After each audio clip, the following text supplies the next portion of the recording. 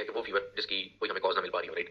तो इसकी सबसे पहले तो हमें डेफिनेशन पता होनी चाहिए कि नेल्सन में इसकी क्या डेफिनेशन है और अमेरिकन गाइडलाइंस इसकी क्या डेफिनेशन कहती है। मेन चीज इसकी डेफिनेशन ही है, बाकी तो जैसा कि इसका नाम बता रहा है कि ऐसा फीवर कि जिसका हमें कॉज नहीं पता कि क्या है, ठीक है। सो नेल्सन से इसके डॉक्यूमेंटेड फीवर ऑफ 100.4 से ज्यादा, fever greater than 100.4 degree centigrade for either greater than 3 weeks और इन ग्रेटर देन 2 विजिट्स, यानी कि पेशेंट ने 2 बार चक्कर लगाए आपके पास और उसका फीवर 100.4 से ज्यादा डॉक्यूमेंटेड था, या फिर मरीज को 1 हफ्ता हो गया है और हॉस्पिटल एडमिशन में है और हमें कोई कॉज नहीं पता उस फीवर की।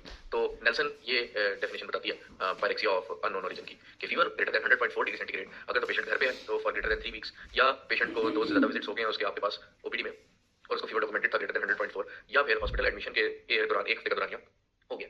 दूसरी तरफ अमेरिकन अकेडमी ऑफ पीडियाट्रिक्स जो है वो अपनी गाइडलाइन में क्या डेफिनेशन बताती है कि fever that is greater than 100.4 degree Fahrenheit which is lasting equal to or greater than 8 days without any clear source.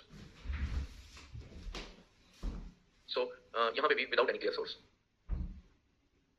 तो ये डेफिनेशन इज वेरी इंपॉर्टेंट। इस पूरे टॉपिक में जो सबसे इंपॉर्टेंट चीज है वो इसकी डेफिनेशन ही है कि fever pyrexia of unknown origin कब आप कहेंगे कि it is fever of unknown origin या पायरेक्सिया ऑफ अननोन ओरिजिन, ठीक है। अगली चीज ये है कि जी इसकी इटियोलॉजी क्या है। तो आपको पता होना चाहिए कि इसकी जो कॉज है या इटियोलॉजी है 50% ऑफ द टाइम ये इन्फेक्शियस कोई डिजीज होती है, वायरल, बैक्टीरियल, या फिर आपके पास अभी कोई प्रोटोजोल कॉज हो सकती है, ठीक है। तो 10 to 20% जो है ना आपके पास कोई मस्कुलोस्केलेटल या कोलेजन वेस्कुलर डिजीज जो होती है वो होती है, ऑटोइम्यून डिजीज वगैरह होगी, ठीक है। और 10% जो कॉज है दैट इज ऑन्कोलॉजी की कॉज, कोई ट्यूमर कॉज हो सकती है, leukaemia, lymphoma. So most of the time 50% of the time ये इन्फेक्शन होता है। और इन्फेक्शन में हमारे पास क्या रहता है, बैक्टीरियल इन्फेक्शन, जिसमें हमारे पास बेतहाशा चीजें हैं, टीबी है, टाइफाइड है, ब्रूसेलोसिस है, लेप्टोस्पायरोसिस है, कोई ऑस्टियोमाइलिटिस है, पाइलोनेफ्राइटिस है, कोई एब्सेस बन गया है, ठीक है ना। तो इसमें आपके पास बैक्टीरियल कॉजेज आ गई, फिर आपके पास आ गई आपके पास वायरल कॉजेज। वायरल कॉज में भी इन्फ्लुएंजा आजकल आया हुआ है, influenza virus, coronavirus, dengue fever, yellow fever, cytomegalovirus, measles, mumps, rubella, सारे वायरसेस हो गए। और तीसरी चीज इन्फेक्शन में आपके पास फंगस है एंड प्रोटोजोआ। तो अमीबी डिसेंट्री हो गया, लीशमैनियासिस हो गया, मलेरिया हो गया, टॉक्सोप्लाज्मोसिस हो गया, ठीक है ना। ये सारी चीजें आपके पास इसमें आ जाती हैं। फिर आपके पास आ जाती है कि जी मस्कुलोस्केलेटल या ऑटोइम्यून, तो इसमें फिर हमने पढ़ी थी सारी, जुवेनाइल इडियोपैथिक आर्थराइटिस, कावासाकी, और इसके अलावा एसएलई, मोस्ट कॉमन तो ये है, sarcoidosis, Behcet disease, inflammatory bowel disease, ठीक है ना। और ऑन्कोलॉजी में जैसा कि हमने पढ़ा कि ल्यूकीमिया या लिम्फोमा जो है हमारे पास मोस्ट कॉमन कॉज है। अब वो कहता है कि इसकी सिग्निफिकेंस ये है कि पायरेक्सिया ऑफ अननोन ओरिजिन को अगर आपने डायग्नोज करना है तो उसके लिए जरूरी है कि आप पहले सबसे पहले उसकी डिटेल हिस्ट्री लें पेशेंट की, कि सबसे पहले मरीज की एज क्या है, फिर ठीक है ना, एज क्या है, क्योंकि अगर एज उसकी लेस देन 6 इयर्स है तो मोस्ट कॉमनली इसको कोई रेस्पिरेटरी वायरल इन्फेक्शन होंगे या यूरिनरी इन्फेक्शन होंगे, ठीक है। और अगर वो बड़ा बच्चा है तो यानी कि 6 साल से बड़ा बच्चा है, एडोलेसेंट है, 10-11 ईयर ओल्ड है, तो फिर ऑटोइम्यून डिजीज जैसे इन्फ्लेमेटरी बाउल डिजीज, कोई लिम्फोमा, टीबी, ये चीजें ज्यादा हो सकती हैं। Always remember exceptions are always there. TB एक न्यूनेट में भी हो सकता है, टीबी एक बड़े बच्चे में भी हो सकता है। इसी तरह जो इन्फ्लेमेटरी जो डिजीज है ऑटोइम्यून वो छोटे बच्चे में भी हो सकती है, बड़े बच्चे में भी, लेकिन ज्यादा कॉमन जो है वो एडोलेसेंट में होती है। फिर एज के बाद फीवर की हिस्ट्री जो है वो इंपॉर्टेंट मैटर करती है। फीवर किस तरह का है, अगर तो फीवर विद स्वेट्स है और वेट लॉस है तो आपके पास टीबी, आपके पास मैलिग्नेंसी ज्यादा होगी। अगर आपके पास जो फीवर है वो सस्टेन्ड है तो टाइफाइड होगा, हो सकता है, ठीक है। इसके अलावा वायरल में आपके पास फीवर के साथ जो एसोसिएटेड सिम्टम जैसे बॉडी एक्स, मलेज, हेडेक वगैरह ये वो आ रहे होंगे। तो हिस्ट्री मैटर करती है फीवर के पैटर्न की, यानी कि जो आप करते हैं onset, course, duration, type fever की कौन सी है, ये इंपॉर्टेंट है। देन फिर आप पेशेंट से एनिमल्स का एक्सपोजर, खासतौर पे ब्रूसेलोसिस वगैरह में इंपॉर्टेंट है, वो पूछते हैं। देन आप ड्रग हिस्ट्री लेते हैं क्योंकि ड्रग फीवर भी होता है, ठीक है ना। तो ड्रग फीवर की इसी तरह फैमिली की डिजीजेज हैं जैसे फेमिलियल डिसऑटोनोमिया, उसमें क्या होता है कि जी पेशेंट को ऑटोनॉमिक नर्वस सिस्टम का डिसफंक्शन होता है जिसकी वजह से उसका टेंपरेचर हाई रहता है। इसी तरह आप ट्रैवल हिस्ट्री लेते हैं पेशेंट की, कोविड, मलेरिया, ये चीजें इंपॉर्टेंट है। तो history pyrexia of unknown origin में बहुत इंपॉर्टेंट है। हिस्ट्री के बाद फिर एग्जामिनेशन है, बात आप एग्जामिनेशन हेड टू टू करते हैं, जिसमें आपको लिम्फेडेनोपैथी, कंजेस्टेड फेरेंक्स, कोई स्ट्रॉबेरी टंग, कोई ईयर का infection, signs of meningitis, then respiratory infection के साइन सिम्टम्स, एब्डोमिनल कोई हेपेटोस्प्लीनोमेगली, या यूटीआई के लिए आपकी उसकी हाइजीन देख लेते हैं। तो you diagnose pyrexia of unknown origin similar way जैसे हम किसी भी पेशेंट की डिटेल हिस्ट्री लेते हैं और फिर एग्जामिनेशन करते हैं और फिर हम उसको इन्वेस्टिगेट करते हैं। इन्वेस्टिगेट में भी आप इसी तरह CBC, CRP, blood culture, urinary, urine CS, LFTs, ESR, chest x-ray, TB की इन्वेस्टिगेशन, मेनिंजाइटिस की इन्वेस्टिगेशन, ब्लड के बाद फिर आप इमेजिंग पे आ जाते हैं, ultrasound abdomen, CT chest, CT abdomen, ठीक है ना। तो इस तरह से आपकी अप्रोच जिस तरह एक नॉर्मल पेशेंट को ट्रीट करने की होती है पायरेक्सिया ऑफ अननोन ओरिजिन में भी सेम अप्रोच होती है आपकी ट्रीट करने की। Last thing in pyrexia of unknown origin is it's treatment. तो ट्रीटमेंट यही है कि सबसे पहले तो आप क्या करेंगे, discontinue any medication patient is taking. क्यों? क्योंकि हो सकता है कि उसको उस मेडिकेशन की वजह से फीवर हो रहा हो, ठीक है। Discontinue any medication including antipyretics, ठीक है। और दूसरी बात यह है कि एम्पिरिक एंटीबायोटिक्स और ये सब कुछ अवॉइड करें। सबसे पहले उसको अच्छे से इन्वेस्टिगेट करें अगर पेशेंट स्टेबल है, ठीक है। और अगर आपको लगता है कि ऑटोइम्यून डिजीज है तो आप स्टेरॉइड्स कंसीडर करें। अगर आपको लगता है कि इन्फेक्शियस डिजीज है तो कोशिश करें कि पहले, अगर पेशेंट वाइटली स्टेबल है, सिक नहीं है, तो पहले उस इन्फेक्शियस डिजीज को डायग्नोज करें and first diagnose then treat if patient vitally stable. तो पायरेक्सिया ऑफ अननोन ओरिजिन में टोटल यही इंपॉर्टेंट बातें हैं, इससे ज्यादा कोई इंपॉर्टेंट बात इसमें नहीं है जो हम डिस्कस करें एग्जाम पॉइंट ऑफ व्यू से। जो इंपॉर्टेंट चीज है वो इसकी डेफिनेशन है और फिर अगली चीज ये कि इसकी कॉजेज क्या है और नेक्स्ट थिंग इसकी अप्रोच क्या है। अप्रोच हिस्ट्री, फिजिकल एग्जामिनेशन, उसके बाद इन्वेस्टिगेशन और then you treat according to the cause you find, ठीक है। तो इसकी डिटेल इतनी ही है। जो अगली हमारी डिजीज है that is very important, that is staphylococcal toxic shock syndrome. Staphylococcal toxic shock syndrome basically एक मल्टी सिस्टम डिजीज है, यानी कि different system of the body involve हो जाते हैं। और ये होती क्यों है? Because of toxic shock syndrome toxin producing staph aureus.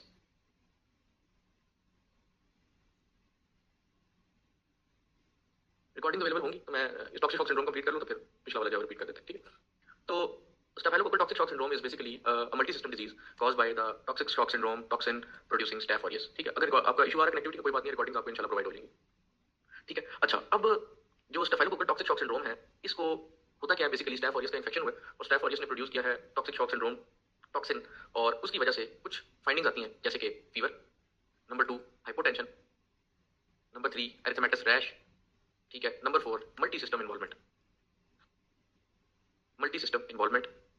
ठीक है, और number 5 desquamation of palm and soles, ठीक है ना। तो fever, hypotension, rash, multi system involvement and desquamation of palm and soles, ये तो क्लिनिकल फाइंडिंग होगी। हम बात करते हैं क्राइटेरिया की, कब आप कहेंगे what is the diagnostic criteria for staphylococcal toxic shock syndrome. तो इसमें एक आपके पास आ जाता है major criteria, and all of them should be present for the diagnosis of toxic shock syndrome. वो क्या है मेजर क्राइटेरिया? एक तो एक्यूट फीवर हो, temperature greater than 38.8 degree centigrade, number 1। Number 2 पे आपके पास है हाइपोटेंशन हो, ठीक है, हाइपोटेंशन ऑर्थोस्टैटिक भी हो सकती है, शॉक भी हो सकता है, या जनरल जो बिलो आपकी 10 सेंटाइल ब्लड प्रेशर है वो भी हो सकता है। तीसरी चीज है कि एरिथमेटस रैश। ये 3 चीजें मौजूद होंगी तो आपका डायग्नोसिस बनेगा टॉक्सिक शॉक सिंड्रोम का, वरना नहीं बनेगा। माइनर क्राइटेरिया क्या है? माइनर क्राइटेरिया में इंपॉर्टेंट है, इनमें से एटलीस्ट 3 चीजें जो है वो प्रेजेंट हो, एटलीस्ट 3। नंबर 1 क्या है? Number 1 is mucous membrane inflammation होनी चाहिए, ठीक है, यानी कि म्यूकस मेम्ब्रेन रेडिश हो, स्वोलन हो। वो वजाइनल म्यूकस मेम्ब्रेन भी हो सकती है, वो ओरोफेरेंजियल म्यूकस मेम्ब्रेन भी हो सकती है, वो कंजक्टाइवल मेम्ब्रेन भी हो सकती है, ठीक है ना, या वो स्ट्रॉबेरी टंग भी हो सकती है। तो कहीं की भी म्यूकस मेम्ब्रेन अगर उसकी inflammation evidenced by swelling, evidenced by the erythematous membrane, तो वो आपकी म्यूकस मेम्ब्रेन इन्फ्लेमेशन के क्राइटेरिया को पूरा कर देती है।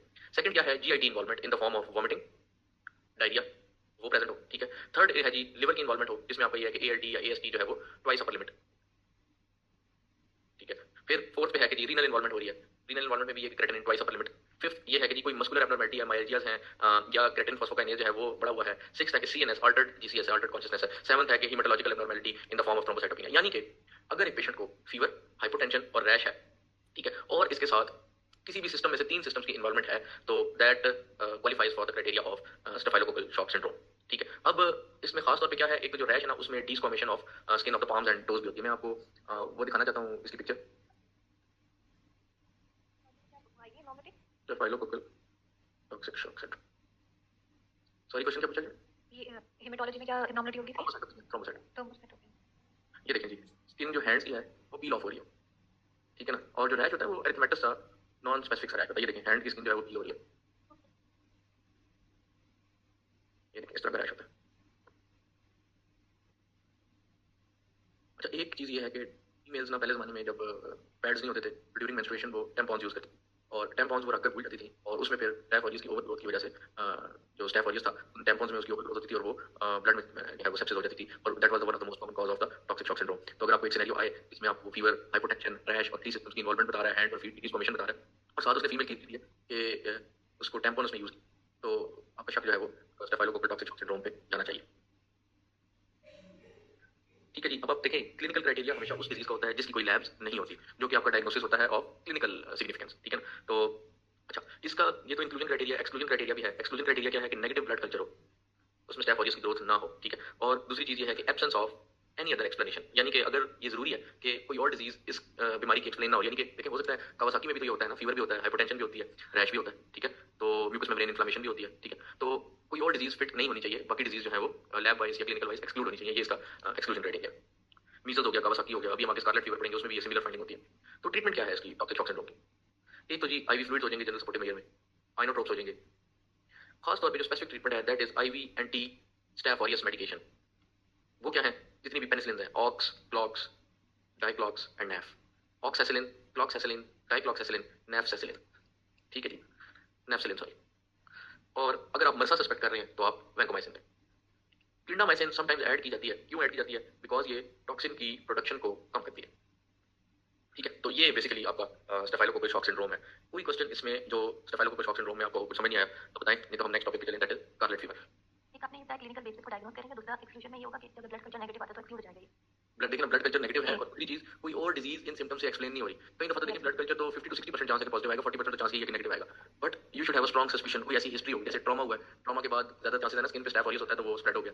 इसी तरह टेम्पॉन्स का यूज फीमेल्स में जो फीमेल्स यूज करती हैं और वो रख के भूल जाती हैं, तो इस तरह की कोई हिस्ट्री सजेस्टिव होगी जो कि आपको सिनेरियो में वो देंगे जिसमें आपका शक स्टैफ ऑरियस की तरफ ही जाएगा। आईवी ड्रग अब्यूजर हो सकता है क्योंकि उसमें फिर स्टैफ ऑरियस जो है वो स्किन में पेनिट्रेट, स्किन से इजीली ब्लड में पेनिट्रेट कर सकता है। तो आईवी ड्रग अब्यूजर, ट्रॉमा की हिस्ट्री या फिर फॉरेन बॉडी की हिस्ट्री आफ्टर ट्रॉमा या फिर टेम्पोन यूजर इन फीमेल, इस तरह की हिस्ट्री अवेलेबल होगी और साथ फिर ये वाला क्लिनिकल क्राइटेरिया पूरा हो रहा होगा, एक्यूट फीवर, हाइपोटेंशन और रैश। ठीक मेजर है, में ये सारे मेजर होने चाहिए और माइनर में कोई एक मेजर सब होने चाहिए, माइनर में से 3 होने चाहिए। 3 होने चाहिए। जी ठीक है। अब देखिए अगर वो कावासाकी है तो वो आपको बताएगा कि छोटा बच्चा है 4-5 साल का और उसका फिर अपना क्राइटेरिया 5 डेज का फीवर है उसका, उसकी लिम्फेडिनोपैथी है, नॉन पुरुलेंट कंजक्टिवाइटिस है और इसके बाद स्ट्रॉबेरी टंग है, क्रैक लिप्स है, हैंड और फीट पे रैश आ रहा है, स्वोलन लिप्स है, तो वो उसका डिफरेंट यानी कि सिनेरियो होगा। ये तो सिनेरियो पे डिपेंड करता है कि वो किस तरह से देते हैं और किस तरफ लेकर जा रहे हैं आपको। कावासाकी में वो आपको हिस्ट्री ऑफ ट्रॉमा नहीं देगा, history of IV drug abuser नहीं देगा, हिस्ट्री ऑफ टेम्पोन यूजिंग फीमेल नहीं देगा। तो अगर इस तरह का कोई क्लू दिया हुआ है तो फिर आपका strong suspicion towards toxic shock syndrome जाना चाहिए। दूसरा, कावासाकी में वो हाइपोटेंशन का जिक्र मोस्टली नहीं करेगा, तो फीवर, रैश और हाइपोटेंशन का जो जिक्र है ना, ये it goes with the toxic shock syndrome. Next है हमारे पास scarlet fever. Basically scarlet fever भी ना it is a sequelae of group A streptococci. ठीक है, group A streptococci, group A streptococci को हम GAS गैस ऑर्गेनिज्म भी कहते हैं। ठीक है, बेसिकली जब भी ग्रुप ए स्ट्रेप्टोकोकाई जो है ना ये बेसिकली करता क्या, गला खराब करता है, आपका फॉलिकुलर टॉन्सिलाइटिस करता है, पस फॉर्मिंग टॉन्सिल्स हो जाते हैं। ठीक है, अब होता क्या है कि जब भी आपका ग्रुप ए स्ट्रेप्टोकोकाई का इन्फेक्शन होता है ना, उसके बाद इसकी जो कुछ कॉम्प्लिकेशन है ना उसमें आ जाती हैं सपरेटिव और नॉन सपरेटिव। ठीक है, सपरेटिव का मतलब है पस फॉर्मिंग, इसमें पस बन जाए, नॉन सपरेटिव का मतलब है नॉन पस फॉर्मिंग ना। तो सपरेटिव तो देखिए आपके पास क्या हो सकती है, कोई बता सकता है?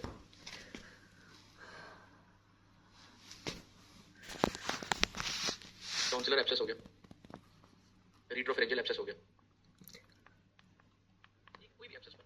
ठीक है, अब नॉन सपरेटिव क्या है? नॉन सपरेटिव वेरी इंपॉर्टेंट, एक तो है जी एक्यूट रूमेटिक फीवर, ये तो बेसिकली के बाद हो जाता है। दूसरा है जी आपके पास स्कारलेट फीवर, ये हो जाता है। तीसरा है आपके पास पोस्ट स्ट्रेप्टोकोकल ग्लोमेरुलोनेफ्राइटिस, इसके बाद आपके पास और क्या आ जाता है, आपके पास रिएक्टिव आर्थराइटिस हो सकता है, आपके पास सेप्टिक आर्थराइटिस हो सकता है। ठीक है, और एक और ग्लूकोडेनियस सिंड्रोम है जिसको हम बोलते हैं ये हो। तो एनीवेज आपको इतना पता होना चाहिए ग्रुप ए स्ट्रेप्टोकोकस के क्या कॉम्प्लिकेशन हो सकती है। इसकी आधी कॉम्प्लिकेशन जो है वो सपरेटिव है, आधी कॉम्प्लिकेशन जो है वो नॉन सपरेटिव। ठीक है, और नॉन सपरेटिव में से मशहूर जमाना है acute rheumatic fever, scarlet fever, post streptococcal glomerulonephritis. Now let's talk about what is scarlet fever. Scarlet fever is caused by the biogenic exotoxin of gas group A Streptococcus. ठीक है, clinical feature इसके क्या होते हैं? इसके clinical feature दो ही तरह के होते हैं। एक तो स्पेसिफिक रैश होता है। रैश में क्या होता है, ये रैश जो बेसिकली इस इन्फेक्शन के जो सिम्टम्स होते हैं ना, फीवर हो गया, गला खराब हो गया, थ्रोट एक हो गया, ये सब कुछ उसके 1 से 2 दिन बाद डेवलप होता है। ठीक है, डिफ्यूज रैश होता है जो कि नेक से शुरू होता है और नेक से वो आपकी ट्रंक और एक्सट्रीमिटीज पे चला जाता है। मैं भी आपको दिखाता हूँ ये कैसा रैश होता है। अब आमतौर पे ये रैश जो है ना क्रीसेस ऑफ स्किन पे मौजूद होता है, जैसे आपकी एल्बो पे, एल्बो की क्रीज पे मौजूद होगा, जैसे ये एक्जिला की क्रीज पे मौजूद होगा, जैसे ये ग्रोइन की क्रीज पे मौजूद होगा। ठीक है, ये यहाँ पे इंटेंस हो जाता है क्रीज पे। बाकी आपकी ट्रंक पे भी होता है, एक्सट्रीमिटीज पे भी होता है, लेकिन क्रीसेस पर ये रैश इंटेंस हो जाता है। Face is usually spared but circumoral pallor is present, यानी कि ये पेशेंट के लिप्स हैं और ये उसका मुंह है, तो यहाँ पर पैलर होगा, सर्कम ओरल पैलर, मैं आपको दिखाता हूँ।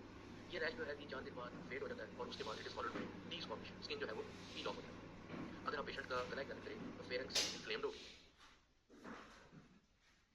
ठीक है, पस के एक्सुडेट्स प्रेजेंट होंगे, टॉन्सिल्स एनलार्ज होंगे, सर्वाइकल लिम्फेडिनोपैथी होगी, टंग कोटेड होगी, स्वोलन पेपिला होंगे, स्ट्रॉबेरी टंग की अपीयरेंस आ रही होगी। ठीक है ना, बस ये क्लिनिकल फाइंडिंग है स्कारलेट फीवर की। अब मैं आपको इसकी तस्वीर दिखाता हूँ ताकि आपको ये बिल्कुल भी ना भूले, और ये बहुत कॉमनली हमारे पास पेशेंट प्रेजेंट करते हैं। इस रैश को हम सैंड पेपर रैश भी कहते हैं। ये देखिए जरा, अब ये रैश आप देखें वो है ट्रंक पे भी, लेकिन नेक के देखें इस जगह पे ज्यादा प्रोमिनेंट है। ठीक है, इसी तरह ये देखें एल्बो की क्रीज पे ये रैश कितना प्रोमिनेंट है। ठीक है, टंग इसकी देखें, स्ट्रॉबेरी टंग ये होती है जिसमें टंग के पेपिला जो है वो स्वोलन हो जाते हैं। ठीक है,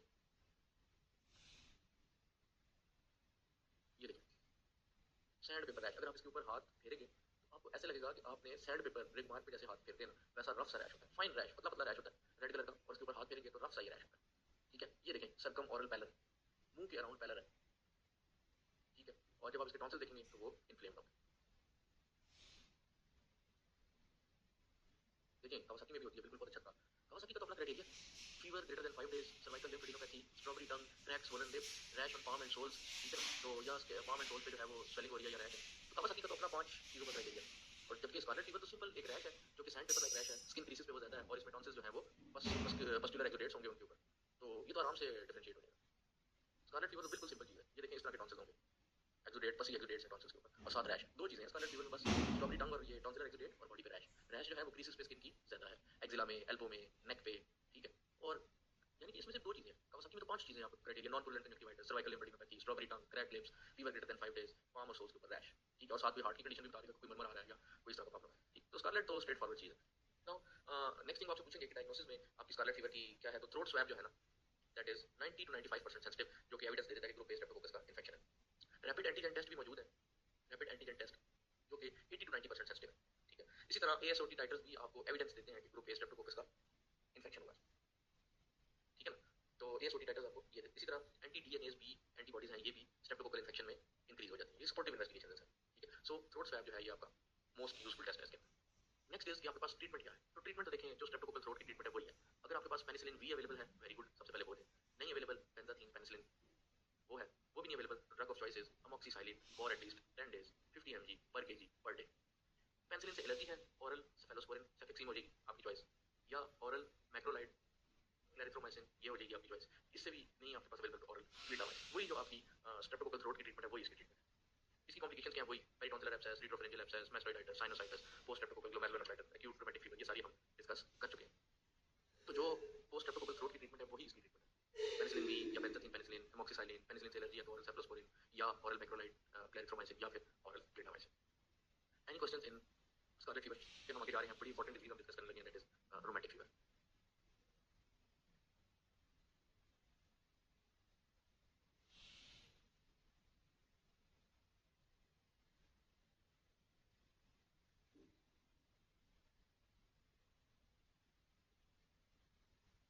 rheumatic fever is basically an autoimmune disease, ठीक है। होता क्या है कि जो ग्रुप ए स्ट्रेप्टोकोकल का इन्फेक्शन होता है उसके बाद बॉडी एंटीबॉडीज बनाती है अगेंस्ट दिस बैक्टीरिया। अब कुदरत का निजाम ऐसा है कि जो इन ग्रुप ए स्ट्रेप्टोकोकस के ऊपर जो एंटीजन लगे होते हैं उनका स्ट्रक्चर जो है that matches with many proteins in our body. तो जब एंटीबॉडी इन एंटीजेंस के अगेंस्ट बनती है तो वो एंटीबॉडी ना सिर्फ इस ग्रुप ए स्ट्रेप्टोकोकस बैक्टीरिया को डिस्ट्रॉय करती है बल्कि अगेंस्ट आवर बॉडी प्रोटीन्स भी ये रिएक्ट करने लग जाती है, उसको भी डिस्ट्रॉय करने लग जाती है, जिसकी वजह से कॉन्स्टिलेशन ऑफ सिम्पटम्स का एक सिंड्रोम बन जाता है जिसको हम कहते हैं रोमैटिक फीवर। अगली इंपॉर्टेंट चीज है ये कि ये रोमैटिक फीवर के science and symptoms develop 2 to 4 weeks after the initial sore throat infection जो ग्रुप ए स्ट्रेप्टोकोकस बैक्टीरिया की वजह से होता है। हो सकता है 1/3 ऑफ पेशेंट में कोई हिस्ट्री ना हो प्रीवियस फेरिंजाइटिस की, हो सकता है सिर्फ स्किन इन्फेक्शन की हिस्ट्री हो, फेरिंजाइटिस की हिस्ट्री ना हो। अगली इंपॉर्टेंट चीज ये है कि जिस तरह अभी हमने स्कारलेट फीवर पढ़ा उसमें भी एक क्लिनिकल क्राइटेरिया था, तो रोमैटिक फीवर भी इंटरेस्टिंगली लैब से ज्यादा it is a clinical disease और इसकी डायग्नोसिस के लिए भी एक स्पेसिफिक क्राइटेरिया है जिसको हम कहते हैं जॉन्स क्राइटेरिया। अब जितनी बीमारियां क्लिनिकल क्राइटेरिया से डायग्नोज होती है ना उनके क्लिनिकल फीचर भी उसी क्राइटेरिया में आ जाते हैं, तो उनकी क्लिनिकल सिम्टम्स और उनका जो क्लिनिकल क्राइटेरिया है वो ऑलमोस्ट सेम होता है, ठीक है। तो इसके क्राइटेरिया को जॉन्स क्राइटेरिया को डिस्कस करते हैं। जॉन्स क्राइटेरिया में सबसे पहले आपके पास एक चीज है एब्सोल्यूट क्राइटेरिया। एब्सोल्यूट क्राइटेरिया में ये है कि there should be positive throat culture जो आपने थ्रोट स्वैब लिया था, ठीक है, या रैपिड एंटीजन टेस्ट, ठीक है। और दूसरी चीज evidence of increasing antibodies to group A streptococcus, और वो क्या एंटीबॉडीज है, एंटी डीएनएस बी एंटीबॉडी है, एएसओटी है, ये इनका एविडेंस है, ये तो एब्सोल्यूट क्राइटेरिया। मेजर क्राइटेरिया क्या है? मेजर क्राइटेरिया में ना आपने याद रखना है इसको ऐसे, जॉइंट्स, जिसमें जे फॉर आपके पास आ जाता है जॉइंट्स, जॉइंट्स की इन्वॉल्वमेंट होना, या इसको हम कहते हैं माइग्रेटरी पोलीआर्थराइटिस। हार्ट से या ओ से आपके सामने आ गया कि what is this, this is carditis. Carditis mean inflammation of the heart, वो एंडोकार्डाइटिस हो सकता है, वो मायोकार्डाइटिस हो सकता है, वो पेरिकार्डाइटिस हो सकता है, ठीक है। एन से आपके पास जो आता है ना दैट इज सबकुटेनियस नोड्यूल्स। ये भी आपको दिखा देते हैं कि वो नोड्यूल्स जो है वो कैसे होते हैं, these are firm nodules and present on the external surface of the tendons, ठीक है। देन ई से आपके पास आता है एक स्पेसिफिक किस्म का रैश जिसको हम कहते हैं एरिथीमा मार्जिनेटम। ये भी मैं आपको दिखाता हूँ कि ये किस तरह का रैश होता है, ठीक है। और नेक्स्ट और लास्ट आपके पास साइडनहैम कोरिया, ठीक है। अब नेक्स्ट क्वेश्चन वो आपसे पूछेंगे कि इसमें मोस्ट कॉमन क्या है, तो जॉइंट्स की involve 75% of rheumatic fever disease में जॉइंट्स इन्वॉल्व होते हैं। फिर वो आपसे पूछेंगे सेकंड मोस्ट कॉमन प्रेजेंटेशन क्या है, तो 50 to 60% केसेस में हार्ट की इन्वॉल्वमेंट यानी कि कार्डाइटिस होता है, ठीक है। फिर वो आपसे पूछेंगे थर्ड मोस्ट कॉमन क्या है, third most common is Sydenham chorea और वो 10 to 15% केसेस में आपके पास होता है। फिर वो आपसे पूछेंगे फोर्थ मोस्ट कॉमन क्या है, तो fourth most common is erythema marginatum और ये 3% केसेस में आपके पास होता है। Subcutaneous nodules are very rare and present in less than 1% of the cases, ठीक है। तो सबसे common is migratory polyarthritis, second most common is carditis, third most common is chorea, fourth most common is erythema marginatum, ठीक है। तो 1 2 3 4 and 5। तो major criteria में आपके पास मोस्ट कॉमनली जॉइंट की प्रेजेंटेशन है, फिर second most common is heart की presentation, third most common is chorea, fourth most common is erythema marginatum and 5 is subcutaneous nodule. मैं आपको एरिथीमा मार्जिनेटम दिखा देता हूं किस तरह का होता है, ये देखिए, ये जो पिक्चर है ना ये टिपिकल पिक्चर है, और इसको किताब में इस तरह से उन्होंने बताया हुआ है कि एनुलर रैश विद सर्पेंजिनस बॉर्डर। सर्पेंजिनस का बॉर्डर का मतलब है सांप की तरह बल खाता हुआ बॉर्डर। तो अगर आप देखें तो ये जो इसका बॉर्डर है बिल्कुल स्नेक की तरह बल खा रहा है। ये देखें इसका भी बॉर्डर देखें स्नेक की तरह। तो जहां पे भी सर्पेंजिनस बॉर्डर आपको मिले, आपको भी मैं आपको और तस्वीर दिखाता हूं, ये देखें इसमें भी देखें सर्पेंजिनस बॉर्डर, ठीक है, और तस्वीर दिखाता हूं, कहीं पे भी चले जाए आपको सर्पेंजिनस बॉर्डर मिलेगा लाजमी। ये देखें सर्पेंजिनस बॉर्डर। तो दिस इज एरिथेमा मार्जिनेटा। थोड़ा सा डिस्कस कर लेते हैं माइग्रेटरी पॉलीआर्थराइटिस को। तो इसमें जो आपकी जॉइंट्स की इन्वॉल्वमेंट है that are mostly larger joints, ठीक है, स्मॉल जॉइंट्स नहीं होते, लार्जर जॉइंट्स होते हैं, जैसे knees, ankles and wrist and elbows. ये जॉइंट्स मोस्ट कॉमन, नंबर 1 पे नीज, फिर एंकल, फिर रिस्ट, फिर जो इन्वॉल्व जॉइंट होते हैं these are hot, these are red, these are swollen and extremely tender. इतने टेंडर होते हैं कि अगर उनके ऊपर आप चाहे शलवार पहन रहे हो, शलवार उतार लेना, तो जो कपड़ा सिरकने की जो उसके ऊपर मूवमेंट होती है ना, उससे भी सीवियर पेन होता है, ठीक है। और एक जॉइंट इन्वॉल्व हुआ जो सीवियरली इन्वॉल्व जॉइंट था, यानी कि फर्ज करें राइट एंकल जॉइंट इन्वॉल्व था, 3 दिन में वो नॉर्मल होने लग जाएगा और साथ ही दूसरी जगह को कोई जॉइंट इन्वॉल्व हो जाएगा, for example left knee involve हो जाएगी। इस वजह से इसको कहते हैं माइग्रेटरी पॉलीआर्थराइटिस। एक जॉइंट इन्वॉल्व हुआ, वो बेहतर होने लगा, अभी वो बेहतर हो ही रहा था तो दूसरा जॉइंट इन्वॉल्व हो गया, ठीक है। एक और चीज जॉइंट इन्वॉल्वमेंट में ये है कि it is very responsive to salicylates. Aspirin आप उसको दें, डाइक्लोफेनाक सोडियम आप उसको दें, बच्चा कल आपके पास आएगा भागता हुआ बिल्कुल ठीक, ठीक है। तो दूसरी बात है कि आर्थराइटिस इज नॉट डिफॉर्मिंग, वो आपकी जो जॉइंट प्लेट होती है वो प्लेट उसको डिस्टर्ब नहीं करती, ठीक है। तो कुछ चीजें जो जॉइंट्स की बड़ी इंपॉर्टेंट थी, एक ये कि लार्जर जॉइंट्स इन्वॉल्व होते हैं, knees, ankle, wrist and elbow. दूसरा they are hot, they are red, they are swollen, they are extremely tender. Third ये कि it is migratory polyarthritis. Fourth ये कि it is very responsive to salicylates. Carditis के बारे में क्या चीज इंपॉर्टेंट है इसकी? कार्डाइटिस के बारे में एक इंपॉर्टेंट ये है कि endocarditis is almost always present, it is a universal finding in rheumatic fever, but myocarditis भी हो सकता है, पेरिकार्डाइटिस भी हो सकता है, ठीक है। अब अगली बात ये है कि जी ये प्रेजेंट किस तरह करेगा? ये प्रेजेंट करेगा इन the form of tachycardia, in the form of any murmur, ठीक है। और रेयर केसेस में आपके पास सीवियर कार्डाइटिस भी हो सकता है, कार्डियक फेलियर, पुअर पल्सेस, पेटामेगाली, ये सब कुछ भी हो सकता है, ठीक है। नेक्स्ट क्या है आपके पास? कोरिया। तो कोरिया जो है ना, इसमें होता क्या है, अनकंट्रोलेबल मूवमेंट होती है फेस की और हैंड्स की, ठीक है। Uncontrolled movements of face and, ठीक है, एंड एक्सट्रीमिटीज। और मजे की बात है कि दे डिसअपीयर इन स्लीप। अगर ये चीज आ गई है ना, uncontrolled movement of the face and extremities and disappear in sleep, ये तो आपका कंफर्म हो गया कि ये कोरिया है। इसके साथ क्या चीज कोरिया के साथ होती है? Poor school performance, emotional instability, ठीक है। ये आपको कोरिया के बारे में पता होना चाहिए। एक और कोरिया की इंपॉर्टेंट चीज ये है कि कोरिया में जो ये रोमांटिक डिजीज का कोरिया है, इसमें एक साइन आता है जिसको हम कहते हैं मिल्क मेड साइन। ये इंपॉर्टेंट है आपका, ये देखिए जरा। The patient with chorea tends to hyperbronate the upper limbs when attempting to maintain extended posture. The motoric resistance in chorea manifests as milkmaid's rib in which the child relaxes his grip of the knob. जब आप उस बच्चे को अपनी उंगली पकड़ाते हैं तो वो पकड़ के जिस तरह भैंस का जो दूध होता है, वो जो दूध निकालते हैं वो जिस तरह भैंस के दूध को दबाते हैं, उस तरह से पेशेंट उंगली को पकड़ के बार बार दबाने लग जाता है। इसको बोलते हैं मिल्क मेड ग्रिप या मिल्क मेड साइन। बिल्कुल बिल्कुल, लेकिन very important is milkmaid sign, ठीक हो गया। तो कार्डाइटिस के बारे से हमने कहा कि एंडोकार्डाइटिस हो गया, नहीं मिल्क मेड साइन साइड में कोरिया में भी आ सकता है, आता है, ठीक है। तो ये चीजें इंपॉर्टेंट है। अच्छा, एरिथेमा मार्जिनेटम मैं आपको दिखा चुका हूँ, ठीक है। एरिथेमा मार्जिनेटम ट्रंक और एक्सट्रीमिटीज पे आता है, फेस पे नहीं आता। सबक्यूटेनियस नोड्यूल जस्ट एक सिंपल नोड्यूल है एक्सटेंसिव सर्फेस में। तो ये तो आपका हुआ जॉन्स क्राइटेरिया का एब्सोल्यूट क्राइटेरिया और major criteria. Now let's discuss minor criteria क्या है।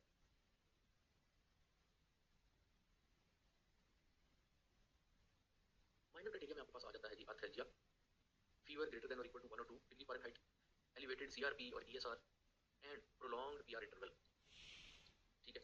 अब rheumatic fever is diagnosed with, कब डायग्नोज करते हैं? When 2 major criteria are fulfilled और 1 major plus 2 minor criteria are fulfilled, और कहते हैं कि 5 आपका माइनर क्राइटेरिया फुलफिल कर रहे हैं, ठीक।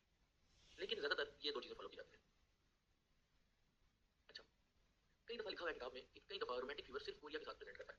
कोरिया में be the only manifestation of rheumatic fever, so all patients of chorea are given the prophylaxis of rheumatic fever and they are investigated for the previous involvement of rheumatic fever, ठीक हो गया। अच्छा, आगे चलते हैं इसकी investigations में। तो इन्वेस्टिगेशंस में अगर आप देखें तो जाहिर बात है जो इसकी एंटीबॉडीज हैं, सबसे पहले तो वो कराएंगे एएसओटी टाइटर, एंटी डीएनएस बी एंटीबॉडी और एक एंटी हाइलोनेडेज एंटीबॉडी होगी टू डॉक्यूमेंट कि हुआ है। फिर आप उसकी एक बार ईसीजी करें देखने के लिए कार्डाइटिस किस हद तक इन्वॉल्व है। आप उसकी ईसीजी पे पीआर इंटरवल देखेंगे जो माइनर क्राइटेरिया में आ रहा होता है। फिर आप उसका ईएसआर सीआरपी करेंगे क्योंकि ये भी माइनर क्राइटेरिया में आ रहा होता है। और आर्थराइटिस के लिए आप साइनोवियल फ्लूइड एग्जामिनेशन करेंगे ये देखने के लिए कि कहीं ये सेप्टिक आर्थराइटिस तो नहीं। तो ये आपकी इन्वेस्टिगेशन है जो कि सपोर्टिव है। डायग्नोस्टिक जो क्राइटेरिया है वो आपका क्लिनिकल ही है, ठीक हो गया। अब नेक्स्ट है जी इसकी ट्रीटमेंट। ट्रीटमेंट में जो इंपॉर्टेंट चीज है सबसे पहले तो जनरल ट्रीटमेंट है जो है बेड रेस्ट और फ्लूइड्स, ठीक है। फिर आपके पास आती है सेकंड जो स्पेसिफिक ट्रीटमेंट है उसमें एंटीबायोटिक्स। एंटीबायोटिक्स इसकी वही है जो स्ट्रेप्टोकोकल की है, पेनिसिलिन वी, अवेलेबल तो बेंजाथीन पेनिसिलिन, ठीक है। फिर थर्ड जो स्पेसिफिक ट्रीटमेंट आपके पास आती है that is anti inflammatory treatment. Anti inflammatory जो ट्रीटमेंट है ना उसका भी अब एक क्राइटेरिया है।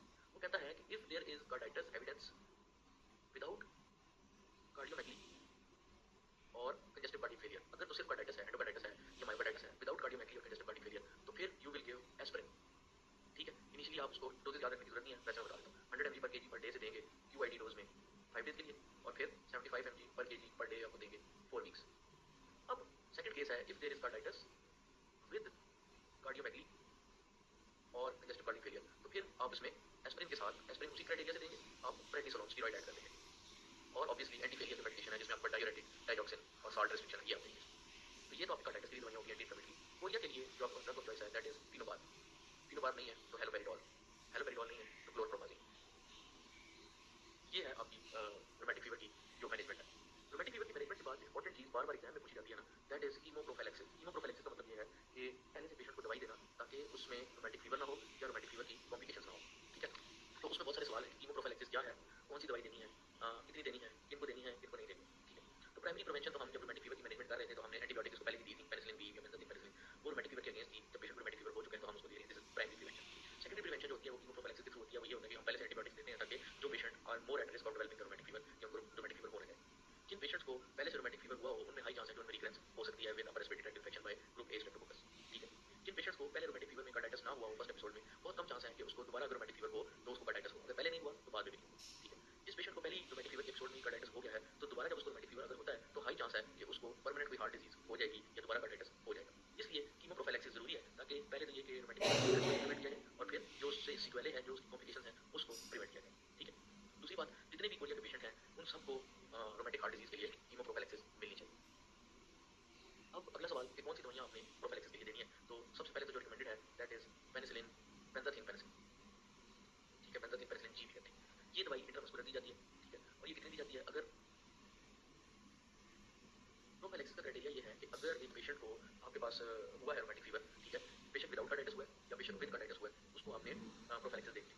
दूसरी चीज, जो पेशेंट कोरिया का है उसको आपने प्रोफिलैक्सिस देनी है। सो पेशेंट जिसको पहले रोमैटिक फीवर हो चुका है या पेशेंट जिसको पहले रोमैटिक फीवर के साथ कार्डाइटिस हो चुका है या फिर कोरिया वाले पेशेंट को आपने रोमैटिक फीवर की प्रोफिलैक्सिस देनी है। इन शॉर्ट ये है। बेंजाथीन पेनिसिलिन देनी है 6 लाख इंटरनेशनल यूनिट उन बच्चों को जिनका वजन 60 पाउंड से कम है, और 12 लाख इंटरनेशनल यूनिट उन बच्चों को जिनका वजन 60 पाउंड से ज्यादा है। कब देते हैं, हर महीने में एक बार, एवरी 4 वीक्स, और ये कंटिन्यू रहती है। कितना टाइम देते हैं वो आगे डिस्कस करते हैं, ठीक है। फिर अगर बेंजाथीन पेनिसिलिन नहीं है तो पेनिसिलिन वी देते हैं। पेनिसिलिन वी ओरल होती है और ये 250 mg बीडी यानी कि ट्वाइस अ डे होती है। अगर ये दोनों चीजें जिनको एलर्जी है पेनिसिलिन से तो उनको हम क्या देते हैं, उनको हम मैक्रोलाइड देते हैं। इसकी डोज कुछ श्योर नहीं है किताब में, और ये वी ओरल। एक और चीज, सल्फाडायाजीन का भी जिक्र है कि वो भी दे सकते हैं अगर आपसे पूछे, ठीक है। लेकिन बेंजाथीन पेनिसिलिन और पेनिसिलिन वी ये टॉप चॉइसेस हैं आपकी पेशेंट को देने के लिए। अगर पेशेंट एलर्जी है तो then you will go for the macrolide. अब अगला सवाल जो बार बार पूछा जाता है, आपने कितने अरसे के लिए जो है वो कीमोप्रोफिलैक्सिस देनी है। तो अगर आपने ये स्लाइड क्लियर है, मैं आगे चलूँ बताऊँ शुरू करेंगे कि ड्यूरेशन ऑफ कीमोप्रोफिलैक्सिस, जो कि एग्जाम में हर मैंने पास पेपर्स करा था तो तकरीबन 6-7 दफा ये सवाल आया है इस बारे में। तो जो पेनिसिलिन आपने बोला वी और बेंसिलिन एवरी 4 वीक मतलब हर चौथे हफ्ते के एंड महीने में एक बार। महीने में एक बार और पेनिसिलिन वी नहीं, भी तो रोजाना देंगे 250 mg डेली। कब तक देंगे? वो मैं आ रहा हूँ अभी उसी पे बात कर लेंगे कब तक। तो ये सवाल हमें कब तक देनी है, ठीक है। तो इट डिपेंड्स कि पेशेंट को रोमैटिक फीवर विद कार्डाइटिस हुआ या रोमैटिक फीवर विदाउट कार्डाइटिस हुआ। रोमैटिक फीवर विद कार्डाइटिस हुआ बट कार्डाइटिस के बाद क्या कोई रेसिडुअल हार्ट डिजीज थी या नहीं थी। तो पहली जो हमारी कंडीशन है वो है रोमैटिक फीवर विदाउट कार्डाइटिस। अगर तो पेशेंट को रोमैटिक फीवर विदाउट कार्डाइटिस है तो duration of choice is 5 years और until 21 years of age, whichever is longer. For example, एक बच्चा था जिसकी उम्र 10 साल थी। इस बच्चे को 10 साल की उम्र में रोमैटिक फीवर हुआ और अब आपसे वो पेशेंट आके कहता है कि इस तरह से हुआ, आपने इसको प्रोफाइलिक्सिस पे डाला। वो पेशेंट आपसे आके सवाल करता है कि मैं अभी 10 साल का हूँ, मुझे कितने अर्से के लिए प्रोफाइलिक्सिस लेनी। तो इस क्राइटेरिया पे अगर आप जाएं, रोमैटिक फीवर था विदाउट कार्डाइटिस, तो इसको 5 साल मिलनी चाहिए। या तो आप उसे बोलेंगे 15 साल की उम्र तक आपने लेनी है। दूसरा वो कहता है और अंटिल 21 ईयर ऑफ एज। दूसरा आपका जवाब होगा कि जब तक आप 21 साल के हो जाते हैं तब तक आपको लेनी है। तो वो पूछेगा डॉक्टर साहब मुझे सिंपल ये बताएं कि मैंने कितने साल लेने। तो इस पे अगर हम जाएं तो इस पे 5 साल बनते हैं, और इस पे अगर हम जाएं इस क्राइटेरिया पे तो इस पे 11 साल, ठीक है। तो क्राइटेरिया ये कहता है कि 5 ईयर और 21 years of age, whichever is longer. आप उसे कहेंगे कि आपने 21 साल की उम्र तक लेनी है यानी कि 11 साल और लेनी है। Clear or not? चलिए अगले का मुझे आप बताएंगे।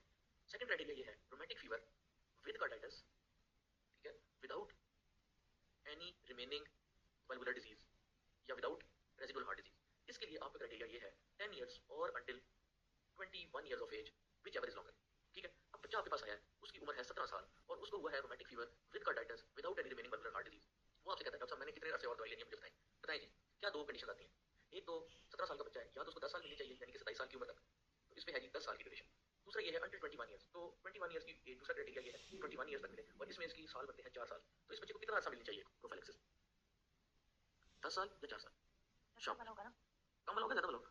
ज्यादा वाला, विच एवर इज लॉन्गर। तो इसको 10 साल और प्रोफाइलेक्सिस मिलनी चाहिए 27 साल की उम्र तक।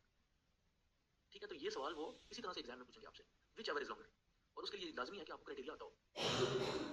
थर्ड है rheumatic fever with carditis with residual valvular heart disease. इसका क्राइटेरिया ये है 10 इयर्स और until 40 years of age, whichever is longer, some time lifelong. तो अगर आपके पास बच्चा आया है और उसकी उम्र 28 साल है, बच्चा तो नहीं है, बड़ा हो गया, 28 साल है, अब वो कहता है जी मैंने कितने टाइम और प्रोफाइलेक्सिस लेनी है।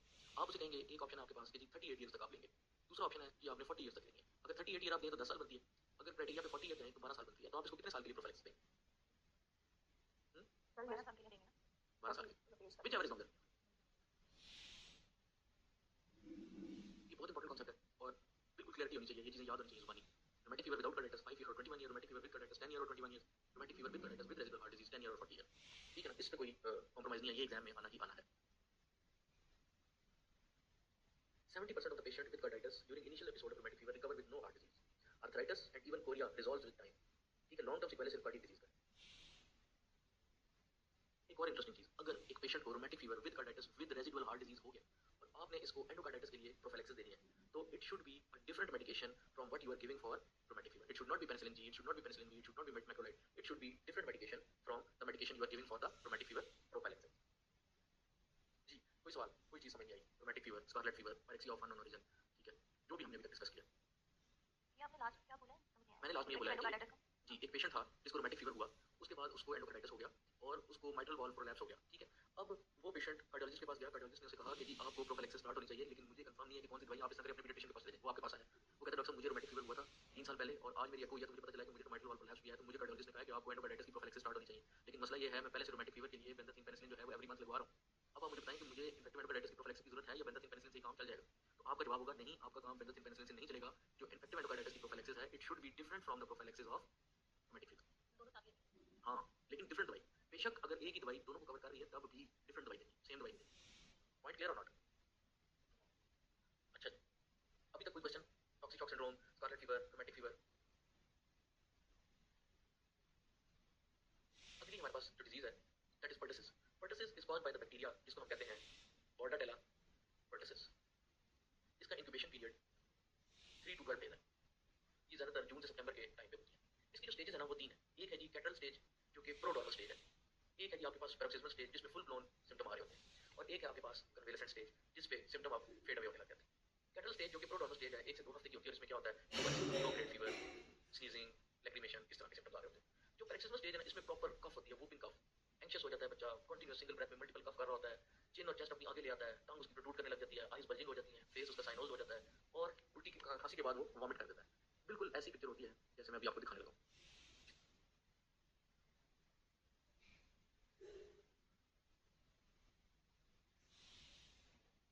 ये देखिए आप,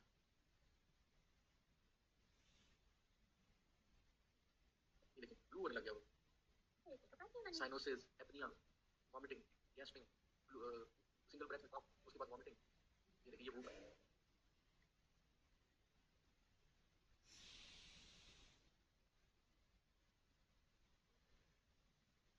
Initially, child is well appearing, then becomes anxious, start continuous cough in a single breath, tongue protruding, eyes bulging, face becomes purple, and it is followed by exhaustion or vomit।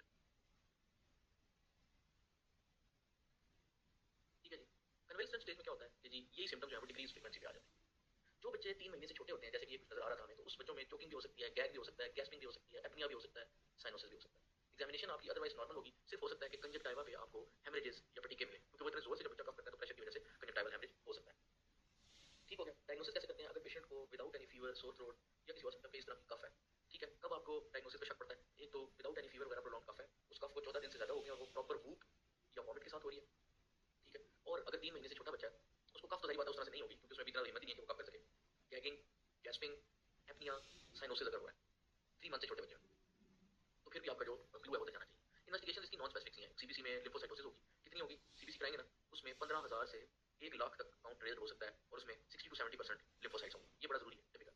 Chest x ray में mild जो है वो infiltrates हो सकते हैं, peri hilar. जो इसका gold standard है ना, वो है कल्चर। नेसोफेरेंजियल स्वैब लेते हैं, उसका कल्चर भिजवाते हैं। सीरोलॉजी करें तो आईजीजीआर जो है वो रेज हो सकती है। ट्रीटमेंट क्या है? ये बड़ा इंपॉर्टेंट क्राइटेरिया सीबीसी वाला और कल्चर वाला। ट्रीटमेंट क्या है? एडमिट करें, उसको रेस्पिरेटरी आइसोलेशन पे रखें, उसकी लाइट कम कर दें, कंफर्ट एनवायरनमेंट दें, अगर उसको एपनियाज हो रही हैं तो वेंटिलेटरी सपोर्ट दें।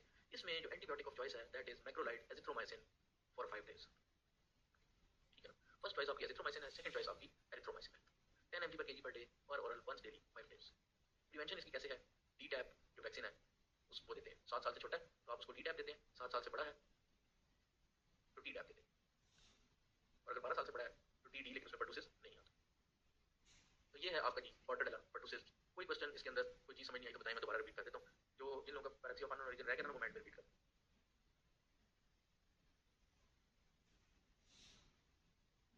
इन्वेस्टिगेशन में सीबीसी काउंट 15,000 से 1 लाख तक होता है, जिसमें 60 to 70% लिम्फोसाइट्स होते हैं, और gold standard investigation is nasopharyngeal secretions की कल्चर सेंसिटिविटी करते हैं, उस पे ये ऑर्गेनिज्म ग्रो कर जाता है। चेस्ट एक्सरे पे पेरी हाइलर इन्फिल्ट्रेट्स आ रहे होते हैं। ये 3 इन्वेस्टिगेशन है।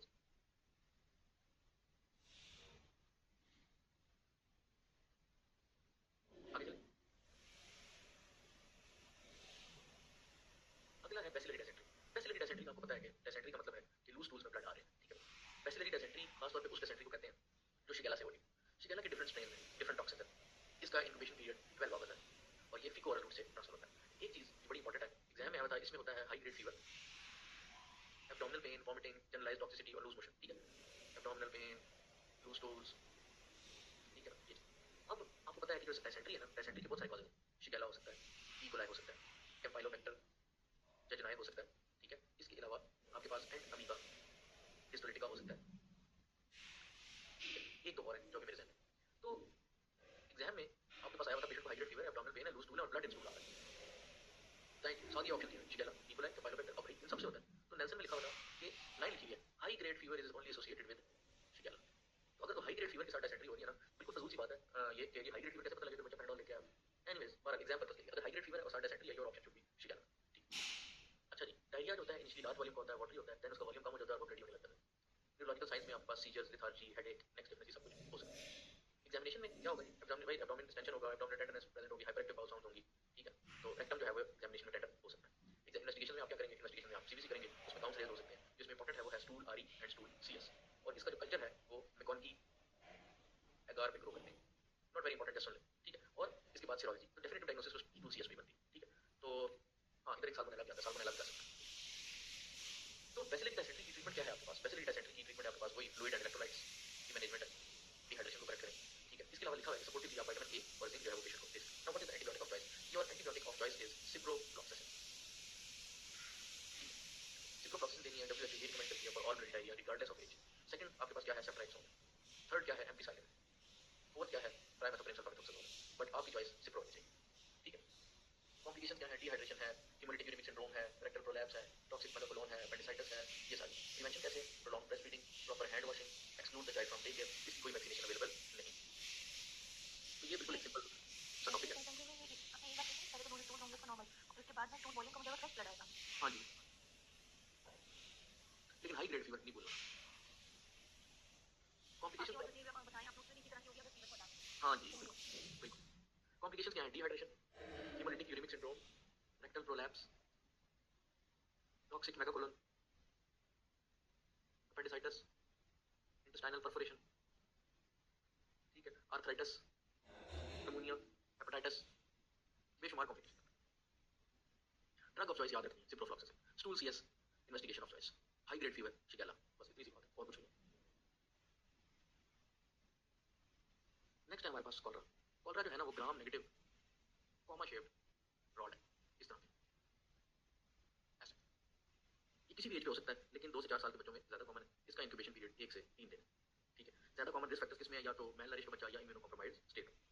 क्लिनिकल सिम्टम ये होंगे कि इनिशियली बच्चे को एनोरेक्सिया होगा, एब्डोमिनल डिस्कम्फर्ट यानी कि पेन हो सकता है होगा, और उसके बाद profuse rice watery diarrhoea, whitish से कलर के डायरिया होगा, और वो इतना ज्यादा होगा कि painless profuse rice water diarrhoea with fishy smell. This is hall mark of cholera. Vomiting भी हो सकती है, और इस केस में सीवियर डिहाइड्रेशन हो जाएगी। एक डिजीज है इसी की जिसको हम कहते हैं कॉलरा ग्रेविस। कॉलरा ग्रेविस में होता है कि it is the most severe form of cholera, और जिसमें 1 लीटर फ्लूइड जो है ना पर आवर के हिसाब से डायरिया में लॉस हो रहा होता है। Severe dehydration, shock, metabolic acidosis, even death can occur if fluids are not replaced adequately. इसमें सिर्फ वाटरी डायरिया हो रहा होता है और कुछ नहीं हो रहा होता, ठीक है। इन्वेस्टिगेशन क्या है आपकी, वही CBC, serum electrolyte, blood gas, blood sugar, stool आरी, ठीक है ना, और स्टूल जो सीएस है दैट इज गोल्ड स्टैंडर्ड, जिसमें आप ऑर्गेनिज्म को आइसोलेट कर रहे हो। इसमें खास तौर पे आप डार्क फील्ड माइक्रोस्कोपी करते हैं, ठीक है, जिससे आपके पास डार्टिंग मोटिलिटी आ रही होगी ऑर्गेनिज्म, यानी कि ऐसे ऐसे ऐसे ऐसे वो चल रहे हो।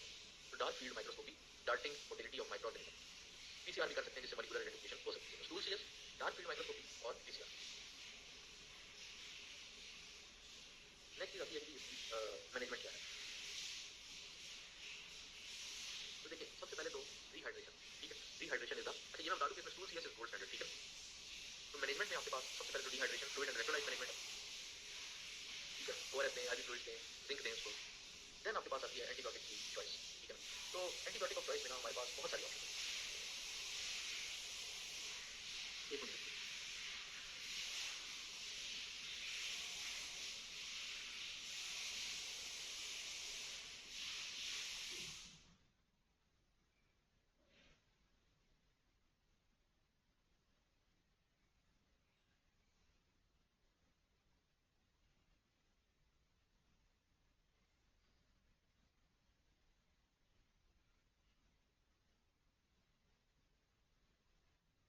जी।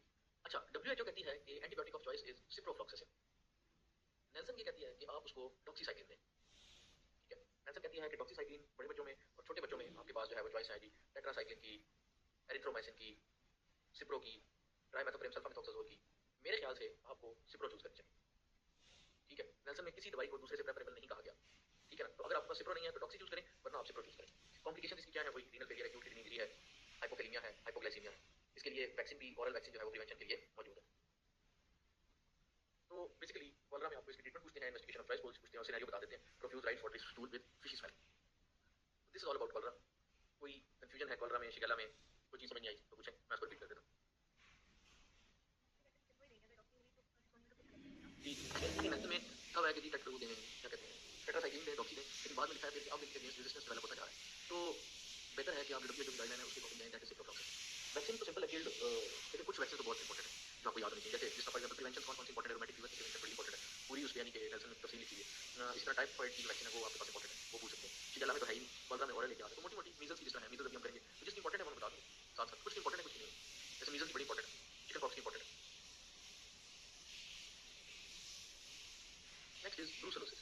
ब्रूसेलोसिस सिंपली एक बैक्टीरियल डिजीज है, ठीक है, और इट इज एक्वायर्ड बाय, जो बैक्टीरिया है इसका वो ब्रूसेला स्पीशीज का ही होता है, and it is acquired by direct contact with infected animals. एक तो डायरेक्ट कॉन्टैक्ट होता है, तब दूसरा कंजम्पशन ऑफ मीट और मिल्क फ्रॉम इन्फेक्टेड एनिमल्स, ठीक हो गया। ब्रूसेला स्पीशीज किसकी जगह में मिलती है, बल्कि है कैटल में, गोट में, शीप में, डॉग में, ठीक हो गया। अब ये ऑर्गेनिज्म किस तरह फैल सकता है, इनहेलेशन से भी फैल सकता है, या स्किन पे एब्रेजन हुई है और जानवर से कांटेक्ट हो गया तो उससे भी फैल सकता है। तो इनहेलेशन, एब्रेजन और oral intake of milk and meat from the infected animal, ये इसके फैलने की तरह है। क्लिनिकल फीचर्स में ना इसका ट्रायंगल है, वो आपको पता है, तो खत्म बात। फीवर, आर्थ्राइटिया और आर्थराइटिस, हेपेटोस्प्लिनोमेगाली। फीवर, आर्थ्राइटिया और आर्थराइटिस, हेपेटोस्प्लिनोमेगाली। बाकी सिम्टम्स ना नॉन स्पेसिफिक है, headache, vomiting, abdominal pain, diarrhoea, fatigue, cough, night sweating important है। लेकिन ट्रायड फीवर, आर्थ्राइटिया, हेपेटोस्प्लिनोमेगाली, ये ट्रायड होना चाहिए, ठीक है जी। अब वो कहता है इसकी इन्वेस्टिगेशन क्या है। सीबीसी में नॉन स्पेसिफिक आपको एनीमिया भी मिल सकता है, ल्यूकोपिनिया भी मिल सकता है, ठीक है, और थ्रोम्बोसाइटोपिनिया भी मिल सकता है, पैनसाइटोपिनिया भी हो सकता है। डेफिनेटिव डायग्नोसिस ब्लड कल्चर या बोन मैरो कल्चर।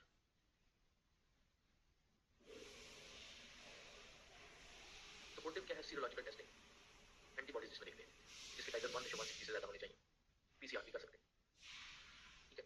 अब इसमें बड़ी इंपॉर्टेंट है कि इसमें ट्रीटमेंट ऑफ चॉइस क्या है।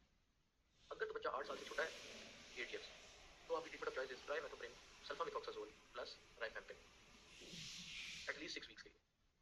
अगर बच्चा 8 साल से बड़ा है या एग्जैक्ट 8 साल का है तो फिर डॉक्सीसाइक्लिन प्लस राइफेम्पिन, ये भी 6 वीक्स के लिए। अगर तो पेशेंट को कॉम्प्लिकेशन लाइक मेनिंजाइटिस या ऑस्टियोमाइलाइटिस, ठीक है, या एंडोकार्डाइटिस हो गया है तो फिर आपने डॉक्सी प्लस जेंटामाइसिन देनी है, और ये ऑलमोस्ट आपने 4 मंथ्स के लिए देनी है। Plus minus राइफेम्पिन। 8 साल से छोटा है ट्राइमेथोक्लेम सल्फामेथोक्सोजोल यानी कि सेप्ट्रॉन प्लस राइफेम्पिन, 8 साल से बड़ा है डॉक्सीसाइक्लिन प्लस राइफेम्पिन 6 हफ्तों के लिए। और अगर कोई complication like meningitis, osteomyelitis, endocarditis ये हो गई है तो फिर doxy plus gentamicin plus minus rifampin for 4 months. इसकी कोई वैक्सीन अवेलेबल नहीं है। प्रिवेंशन यही है कि पास्चराइज करके मिल्क को इस्तेमाल किया जाए। टेस्ट जो है वो यही है ना सीरोलॉजी। कल्चर है बोन मैरो। एक मिनट में मैं दोबारा इसको कंफर्म करता हूं। जी हां, मैं एंटीबॉडीज कराती हूँ कल्चर में आती है। ठीक है, इससे देखने में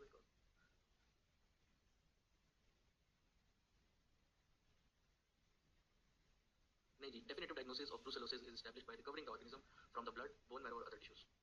कल्चर जो है ना वो आपकी डेफिनेटिव डायग्नोसिस है, blood culture, bone marrow culture. Unfortunately cultures are insensitive and positive only in minority of cases, तो इस वजह से हम एंटीबॉडीज करते हैं, बट डेफिनेटिव जो है वो blood culture, bone marrow culture है। एंटीबॉडीज के बारे में लिखा है no single titer is ever diagnostic but most patient with acute infection have titers greater than 1:160।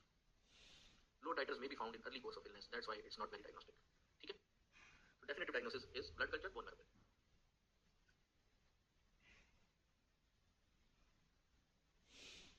Any question?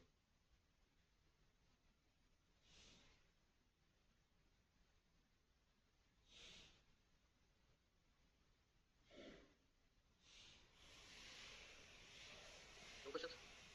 अच्छा,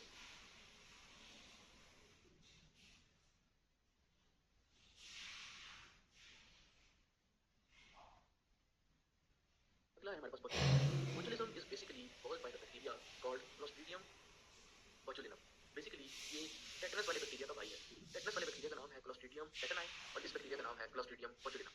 इसकी जो पीक एज है वो 3 वीक से 6 मंथ्स के बच्चे में ये खास तौर पे कॉमन है। जिस तरह टेटनस के स्पोर्स होते हैं, इस बैक्टीरिया के भी स्पोर्स होते हैं जो खास तौर पे हनी में प्रेजेंट होते हैं।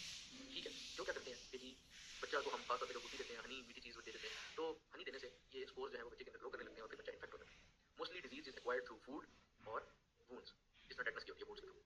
और एक बात, honey is unsafe for children less than 12 years old, 12 months old. एक साल से कम बच्चे में हनी इज अनसेफ। होता क्या है बोtulinum में कि मैंने आपको पढ़ाया था माइस्थीनिया में कि आपका एक्सॉन आ रहा है और ये नीचे मसल एंड ब्रेड, मसल का वो लगी हुई है मेम्ब्रेन। इस एक्सॉन के अंदर मल्टीपल वेसिकल्स हैं व्हिच आर कंटेनिंग एसिटाइलकोलिन। ये एसिटाइलकोलिन यहाँ से रिलीज होती है और ये मसल के रिसेप्टर्स पे आके एसिटाइलकोलिन लगती है और ये रिसेप्टर्स ओपन हो जाते हैं, कैल्शियम जो बाय मौजूद है वो सारा अंदर चला जाता है और मसल जो है वो कॉन्ट्रैक्ट कर जाता है। ये बोtulinum जो बैक्टीरिया है इसका टॉक्सिन क्या करता है कि इन वेसिकल्स के साथ अटैच हो जाता है और इनको यहाँ पे आके रिलीज ही नहीं होने देता कि वो रिलीज हो और यहाँ पे एसिटाइलकोलिन रिलीज हो। जब ये एसिटाइलकोलिन को रिलीज ही नहीं होने देता, as a result muscle contract ही नहीं हो पाता, as a result muscle become flaccid. So what are the clinical features? ये बच्चा है, देयर इज सिमेट्रिक, दोनों तरफ डिसेंडिंग पैरालिसिस, फेस से शुरू होगी और नीचे जाएगी paralysis, beginning with the cranial nerve musculature. Symmetric, very important, descending paralysis starting from face, specially muscles which are controlled by the cranial nerves like eye, eyelids, pharyngeal muscles. अब आप देखें आई की मसल जो है वो 3, 4 और 6 नर्व कंट्रोल कर रही है। आईलिड की muscle 3rd cranial nerve control कर रही है ओकुलोमोटर। फेरेंजियल मसल जो है वो आपके वेगस, आपके ग्लॉसोफेरेंजियल वो कंट्रोल कर रही है। तो स्वेलिंग प्रॉब्लम होंगे, आई की मूवमेंट की प्रॉब्लम होंगे, आई लिड की प्रॉब्लम होंगे। ठीक है ना? सो क्लिनिकल जो ट्रायड है that is flaccid descending paralysis, flaccid paralysis with clear sensorium. दिमागी तौर पे बच्चा बिल्कुल नॉर्मल होगा। नो पैरेस्थीसिया, मतलब बच्चे को सेंसरी वीकनेस नहीं होगी कोई भी, एंड नो फीवर। सिर्फ और सिर्फ मोटर नर्व इन्वॉल्वमेंट है, वो भी डिसेंडिंग पैरालिसिस है जो कि दोनों साइड की सिमेट्रिकल है, डिसेंडिंग है, फेस से शुरू हो रही है। इनिशियली उसके क्रेनियल नर्व्स के मसल जो है वो इन्वॉल्व होते हैं और बाद में रेस्पिरेटरी मसल भी इन्वॉल्व होने लग जाते हैं। अब एग्जाम में ये किस तरह से आएगी? एग्जाम में ये आएगी कि बच्चे को हनी खिलाया और उसके बाद there is decreased frequency of defecation और absence of passage of stool, there is loss of head control. ये बहुत इंपॉर्टेंट बात है, there is inability to feed क्योंकि उसके फ्रेंजियल मसल नहीं यूज कर रहे, there is lethargy, there is weak cry, gag reflex, suck reflex, gag, suck, corneal reflex they decrease. क्यों? क्योंकि मैंने बोला क्रेनियल नर्व इन्वॉल्व होगी, थर्ड नर्व यानी कि ओकुलोमोटर नर्व पाल्सी होगी, फूड बॉर्न जो बोtulism है उससे diarrhoea, vomiting nausea and sudden respiratory distress involving the respiratory muscles due to airway obstruction caused by the unswallowed secretion और pharyngeal obstruction भी उसको हो सकती है। सडन रेस्पिरेटरी डिस्ट्रेस क्योंकि सिक्रीशन कूलिंग होने लगेगी। बड़े बच्चों में डायप्लोपिया, ये तो छोटे बच्चों की बात है ना। ओल्डर चिल्ड्रन में कैसे प्रेजेंट करेगा? ओल्डर चिल्ड्रन में डायप्लोपिया होगा, वो कहेगा मुझे डबल नजर आ रहा है, ब्लड विजन होगा, टोसिस होगी, ड्राई माउथ होगा, डिस्फेजिया होगा, वही क्रेनियल नर्व से साइन होगा, डिस्फोनिया होगा।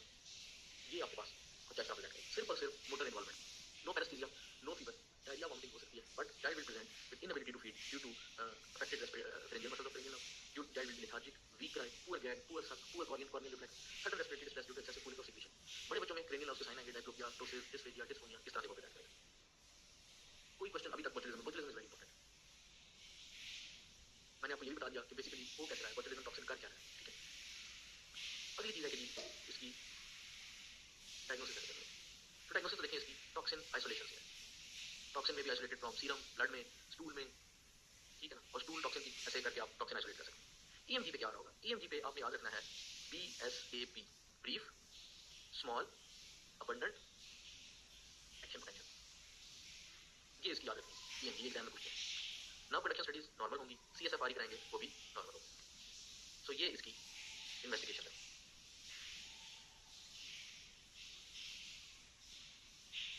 इसके डिफरेंशियल डायग्नोसिस में माइस्थीनिया भी आ सकता है, GBS भी आ सकता है, मेनिंजाइटिस भी आ सकता है। कैसे डिफरेंशिएट है वो मैं आपको बता देता हूँ। पहले इसकी ट्रीटमेंट करें। ट्रीटमेंट में सबसे पहले देखिए सपोर्टिव केयर होगी, आप उसको ट्यूब कर दें, एनजी से फीड कराएं, ठीक है। स्पेसिफिक ट्रीटमेंट क्या है, ह्यूमन बोtulinum एक तो आप उसको देंगे इम्यूनोग्लोबुलिन, और इसी तरह से बोtulinum एंटीटॉक्सिन, ये दो इसकी स्पेसिफिक मैनेजमेंट है। एंटीबायोटिक्स की जरूरत नहीं है, लेकिन अगर सीवियर केस हो तो हम दे सकते हैं। कॉम्प्लिकेशन आपको मैं बता चुका हूँ, एस्पिरेशन है, रेस्पिरेटरी फेलियर है, ठीक है।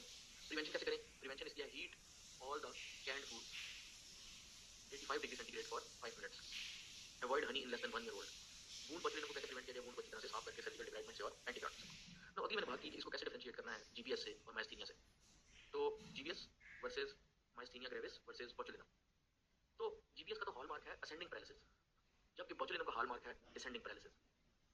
जबकि माइस्थीनिया ग्रेविस में तो आपके पास प्टोसिस, एम्ब्लोपिया और फटीग होती है मसल्स की, ठीक है। तीनों में वीकनेस प्रेजेंट होगी।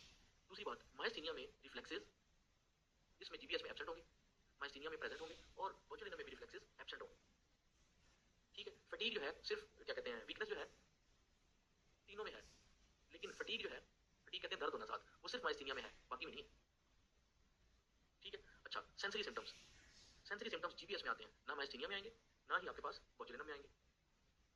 नर्व कंडक्शन जीबीएस में कम हो जाएगी, माइस्थीनिया में भी नॉर्मल होगी, बोtulinum में भी नॉर्मल होगी, ठीक है जी। अगली चीज है ईएमजी। ईएमजी आपके पास बोtulinum में क्या आ जाएगा, BSAP, brief small abundant muscle action potential. Myasthenia में क्या आएगा, डिक्रीमेंटल रिस्पॉन्स टू स्टिमुलेशन, और जीबीएस में क्या आएगा, डीनर्वेशन ऑफ मसल्स, ठीक है जी। ये आपकी कंपैरिजन है between myasthenia, between GBS, between botulinum toxin. कोई क्वेश्चन इस चीज में बोtulism के हवाले से,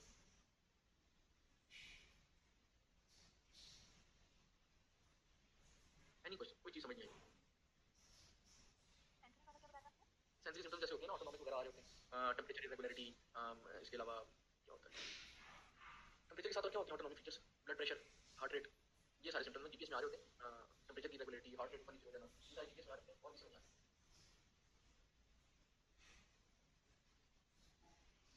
ठीक है जी। कोई सवाल, ओके। आगे है जी टेटनस। टेटनस बड़ा ही सिंपल है, जैसे मैंने बताया, क्लोस्ट्रीडियम टेटनाई जो है वो कर रहा होता है, 2 to 14 डेज इसका इंक्यूबेशन पीरियड। रिस्क फैक्टर क्या है, ट्रॉमा हो गया, एनिमल बाइट हो गया, अनवैक्सीनेटेड हो गया पेशेंट। बेसिकली हमारी जो बॉडी है उसके मसल इस तरह से कंट्रोल हो रहे हैं कि ये आपका ब्रेन है, और ये स्पाइनल कॉर्ड है, और ये आपका हैंड का या जो भी पेरिफेरल मसल है। ब्रेन से न्यूरॉन आ रहा है स्पाइनल कॉर्ड में, ये अपन मोटर न्यूरॉन है।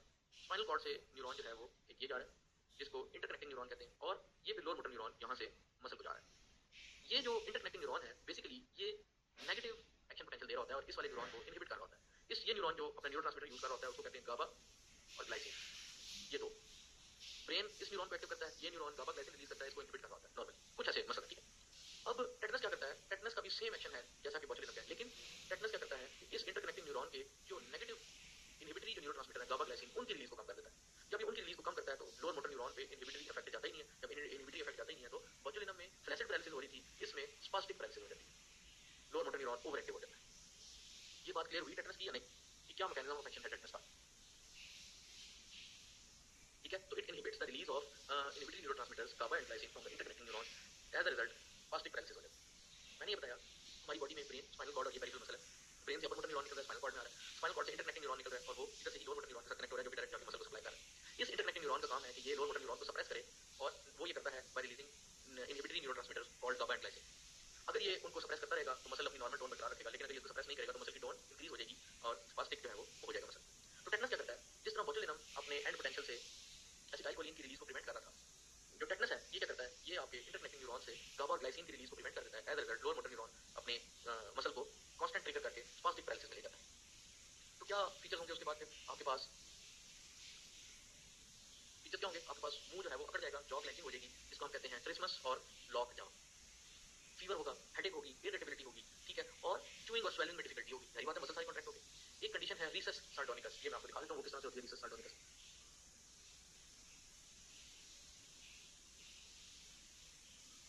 ये देखिए, इस क्लेंचिंग को रीसस सार्डोनिकस बोलते हैं, ठीक है। दूसरी चीज क्या हो जाती है, ऑफिस्टोटोनस हो जाता है। ऑफिस्टोटोनस क्या होता है, ये देखिए, इसको ऑफिस्टोटोनस बोलते हैं, due to excessive contractibility of the muscles, ठीक है, पेनफुल स्पैज्म होते हैं मसल के अंदर। तो ट्रिसमस, लॉक जॉ, रीसस सार्डोनिकस, ऑफिस्टोटोनस, ये सारे साइन एंड सिम्टम हैं टेटनस के, and difficulty in chewing and swelling. Paralysis जो है उसकी सिवियरिटी 1 वीक में इंक्रीज होती है और 4 हफ्तों में आहिस्ता आहिस्ता कम होती है।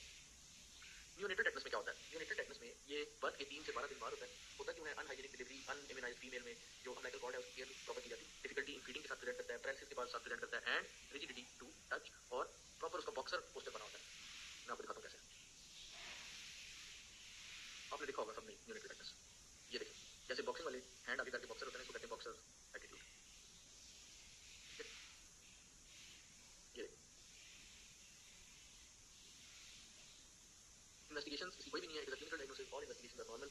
मैनेजमेंट क्या है, मैनेजमेंट इसमें मेनली जो सपोर्टिव है वो यही है कि जी वाइट, डार्क एंड सेक्लूडेड अलग से प्लेस हो, वाइटल मॉनिटरिंग करें, सक्शन करें, fluid electrolytes, bowel bladder, mouth care. Specific treatment इसकी भी बहुत देने वाली है, एक टेटनस इम्यूनोग्लोबुलिन और एक टेटनस एंटीटॉक्सिन। अगर इम्यूनोग्लोबुलिन नहीं अवेलेबल तो आईवीआईजी देंगे। इसके अलावा इसमें हम एंटीबायोटिक भी देते हैं, that is penicillin G, penicillin G, और साथ ये कि स्पैज्म को कम करने के लिए डायज़ेपाम और फिनोबार्ब ये भी देते हैं, फिनोबार्बिटॉन। तो tetanus immunoglobulin, tetanus antitoxin, immunoglobulin नहीं है तो आईवीआईजी, पेनिसिलिन जी और डायज़ेपाम और फिनोबार्ब। टेटनस बहुत इंपॉर्टेंट है। प्रिवेंशन क्या है, 7 साल से छोटा बच्चा है तो डी टैप, 7 साल से बड़ा बच्चा है तो टी टैप, 12 साल से बड़ा बच्चा है तो टीटी। अगली चीज, कब टेटनस की वैक्सीन करनी है कब नहीं करनी, ठीक है। तो सबसे पहले तो आपको ये टेबल याद होना चाहिए, वो क्या है कि क्लीन वुंड है या अदर वुंड, क्लीन के अलावा जितने बाकी वुंड है वो अदर कंसिडर होते हैं।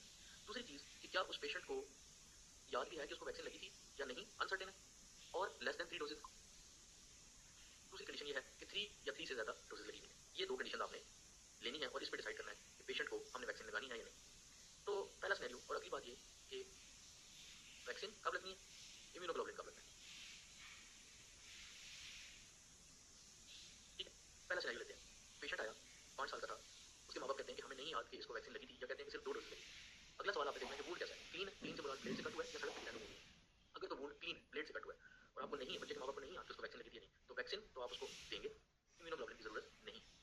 लेकिन अगर वो बच्चा 5 साल का था और उसको 3 डोजेज नहीं लगी या माँ बाप को नहीं याद और वुंड क्लीन नहीं है, सड़क पे गिरने से हुआ है या नेल पंक्चर से हुआ है, वैक्सीन तो उसको मिलेगी, इम्यूनोग्लोबुलिन भी मिलेगी। दूसरे सिनेरियो में आते हैं, वही 5 साल का बच्चा था और उसको ब्लेड से कट लगा, जो कि न्यू ब्लेड था, स्टेरलाइज था, और माँ बाप कहते हैं कि इसको सारी वैक्सीन लगी है, 3 डोजेज से ज्यादा ही लगी है इसको। तो अब वुंड उसका क्लीन था, क्या इसमें वैक्सीन लगेगी, नहीं लगेगी। क्या इम्यूनोग्लोबुलिन लगेगी, बिल्कुल नहीं लगेगी।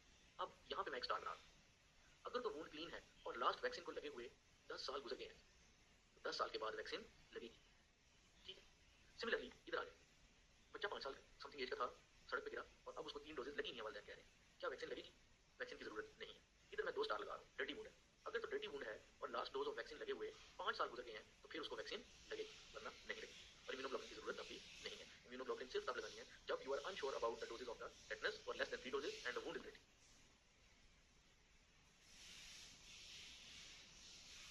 इसी तरह एचआईवी के जितने पेशेंट्स हैं उन सबको हमेशा टेटनस इम्यूनोग्लोबुलिन मिलनी चाहिए। अदर वुंड का मतलब है वो wound which are contaminated with dirt, faeces, saliva, puncture wound, crush wound, burn wound. कौन कौन से wound, dirt, contaminated with dirt, faeces, saliva, puncture wound, ठीक हो गया, एंड बर्न और crush wounds. So you are going to decide कि vaccine status पता है या नहीं पता, या लेस देन 3 डोजेज है या ग्रेटर देन 3 डोजेज और 3 डोजेज। दूसरी चीज आपने देखनी है कि वुंड क्लीन है या अदर है। तो वुंड क्लीन, अनसर्टेनिटी है, वैक्सीन देते हैं, इम्यूनोग्लोबुलिन की जरूरत नहीं। अगर वुंड अदर है और अनसर्टेन है, वैक्सीन और इम्यूनोग्लोबुलिन दोनों मिलेंगे। अगर 3 या उससे ज्यादा डोजेज मिलेंगी और क्लीन वुंड है, इम्यूनोग्लोबुलिन तो 3 डोजेज अगर मिलेंगी तो बिल्कुल जरूरत नहीं है, क्लीन है डर्टी है दोनों केस में। फिर ये डिसाइड करना है कि वुंड क्लीन है डर्टी है। अगर क्लीन है नहीं जरूरत, लेकिन अगर 10 साल गुजर गए लास्ट डोज को तो दें। अगर वुंड डर्टी है लेकिन लास्ट डोज को 5 साल से कम टाइम हुआ है तो मत दें, लास्ट डोज को 5 साल से ज्यादा टाइम हुआ है तो फिर दे दें। इम्यूनोग्लोबुलिन नहीं देनी अगर 3 डोजेज मिलेंगे। अगर एचआईवी का पेशेंट है उसको आपने हर हाल में इम्यूनोग्लोबुलिन देनी है। एनी क्वेश्चंस, ये बहुत इंपॉर्टेंट है, ये बार बार सवाल एग्जाम में इस चीज का आता है कि कब आपने टेटनस देनी है, कब आपने टेटनस नहीं देनी है। कोई सवाल है, कुछ समझ नहीं आया तो बताइए, मैं उसको रिपीट कर देता हूँ, लेकिन ये आपको क्लियर होना चाहिए।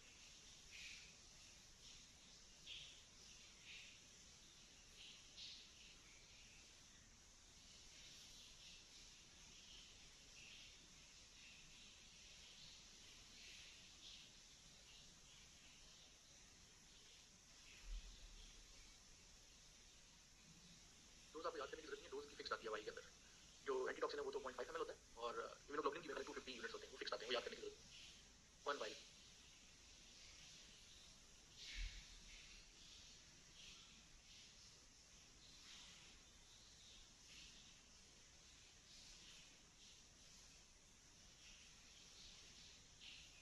क्लियर है आगे?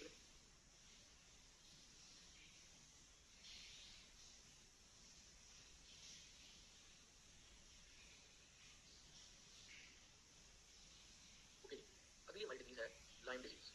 ये most common in America and around. It is called by a bacteria which is spirochete, और इस स्पाइरोकीट बैक्टीरिया का नाम होता है बोरेलिया बर्ड डॉग फेरी।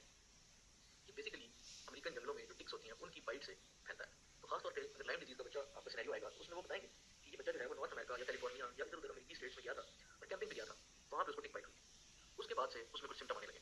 ठीक है, तो ये सिम्टम्स भी 3 तरह के होते हैं। एक अर्ली लोकलाइज डिजीज होती है, एक अर्ली डिसेमिनेटेड डिजीज होती है और एक जो है वो लेट डिजीज होती है। आपको स्टेजेस याद करने की जरूरत नहीं है, जस्ट साइन याद है। सबसे पहले तो अर्ली लोकलाइज डिजीज है, ये तकरीबन 1 दिन से 1 महीने बाद शुरू होती है आफ्टर टिक बाइट, और इसमें एक खास तौर पे रैश होता है जिसको हम कहते हैं एराथीमा माइग्रेंस। ये मैं रैश भी आपको दिखाता हूँ। इस रैश के साथ आपके पास एक बुल्स आई रैश भी इसको कहते हैं, बुल्स आई, वो मैं दिखाता हूँ आपको। इसके साथ कॉन्स्टिट्यूशनल सिम्टम्स आते हैं। कॉन्स्टिट्यूशनल सिम्टम्स क्या होते हैं? फीवर, मलेज यानी कि वीकनेस, चिल्स, हेडेक। ठीक है ना, इस तरह के साइंस हैं। तो erythema migrans plus fever, मलेज, chills, headache. Disseminated disease में आपके पास क्या होगा कि आपके पास एक तो एरिथीमा माइग्रेंस हुआ, साइन एंड सिम्टम्स है, इसके साथ ना मल्टी सिस्टम इन्वॉल्वमेंट हो जाएगी। जैसे सीएनएस में आपके पास क्या होगा? क्रेनियल नर्व पाल्सी हो जाएगी, क्रेनियल नर्व पाल्सी हो जाएगी, मेनिंजाइटिस हो सकता है, एनकेफेलोपैथी हो सकती है। कार्डियक में आपके पास क्या होगा? हार्ट ब्लॉक होंगे, पेरिकार्डाइटिस होगा, हार्ट ब्लॉक आ जाएंगे। आई में आपके पास यूवीआइटिस हो सकता है। इसी तरह लेट डिजीज का हॉलमार्क जो है ना, दैट इज आर्थराइटिस। ये याद रखना। लेट डिजीज का hallmark is lime arthritis. It mainly involves large joint, but 90% of the time knee is involved. Joint Solan होते हैं लेकिन टेंडर उस तरह से नहीं होते। ठीक है, तो ये आपकी लाइम्स डिजीज की क्लिनिकल प्रेजेंटेशन है। मैं आपको लाइम्स डिजीज का रैश दिखाता हूँ। ये देखो, इनिशियली स्किन पे बड़ा सा इस तरह का रैश आता है जिसको बुल्स आई बोलते हैं। पहले ये रैश क्या होता है कि एक ही बैक पे पूरा सर्कल होता है बड़ा सा, और उसके दरमियान टारगेट साइन होता है। जैसे मैं आपको दिखाऊं कि ये देखें, ये बैक है और ये बड़ा सा साइन है टारगेट, इसको एरिथीमा माइग्रेंस। जैसे जैसे टाइम गुजरता जाता है, डिजीज प्रोग्रेस करती है, तो ये बड़ा वाला गहराई खत्म होकर छोटे छोटे बनने लग जाते हैं। ऐसे ये देखें, छोटे हो जाते हैं और बहुत ज्यादा हो जाते हैं। ठीक है ना, ये देखें। Erythema migrans can present itself in different forms. एक ही बड़ा हो सकता है बुल्स आई, डिसेमिनेटेड लीजन, छोटी छोटी मल्टीपल लीजन हो सकती है। ठीक है, तो ये आपने याद रखना है। ये जो बड़ा वाला है वो initially early stage of disease में आ रहा होता है, और जो छोटे वाले हैं वो लेट डिजीज में आ रहे होते हैं। अर्ली डिजीज के क्या साइन सिम्टम्स हैं? फीवर, कॉन्स्टिट्यूशनल सिम्टम्स हैं, फीवर, हेडेक, मलेज, वीकनेस, ये, और साथ एरिथीमा माइग्रेंस। जो अर्ली डिसेमिनेटेड डिजीज है उसमें constitutional symptoms plus erythema migrans जो कि छोटे छोटे हो जाते हैं, प्लस आपके पास involvement of brain in the form of encephalopathy, in the form of meningitis, in the form of cranial neuropathy, involvement of heart in the form of carditis, in the form of heart block, in the form of arrhythmias, involvement of eye in the form of uveitis हो सकती है। जो extremely late stage है उसका hallmark है joint involvement arthritis. Investigation में क्या होगा? सीबीसी में आपके पास डब्ल्यूबीसी काउंट जो है वो रेज होगा, ईएसआर आपके पास रेज होगा, एलएफटीज आपके पास माइल्डली डिरेंज हो सकते हैं। जॉइंट का आप एस्पिरेट करेंगे उस पे न्यूट्रोफिलिया, न्यूट्रोफिल्स काउंट जो है वो रेज हो सकते हैं। मेनिंजाइटिस के लिए आप देखेंगे तो सीएसएफ में मेनली लिम्फोसाइट्स आ रहे होंगे। इसका जो डायग्नोस्टिक जो आपके पास है ना, वो आपके पास इलाइसा है। ठीक है, इसके अलावा वेस्टर्न ब्लॉट यूज कर सकते हैं, कल्चर कर सकते हैं, पीसीआर कर सकते हैं, बट आपका चॉइस जो है वो इलाइसा होनी चाहिए। यानी कि मोस्टली जो इसकी फाइंडिंग है, इन्वेस्टिगेशन है, दैट आर नॉन स्पेसिफिक।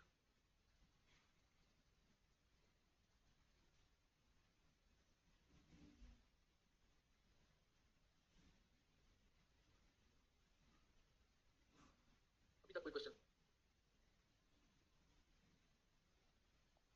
ये जॉइंट्स में न्यूट्रोस ज्यादा हैं और सीएसएफ में से ये हाँ लेवल्स हाँ, की बात करना चाहिए। ये मतलब डिस्क्रिपेंसी ये हाईली टेस्ट याद रखना है या बस नॉन स्पेसिफिक है? नॉन स्पेसिफिक बिल्कुल याद रखना।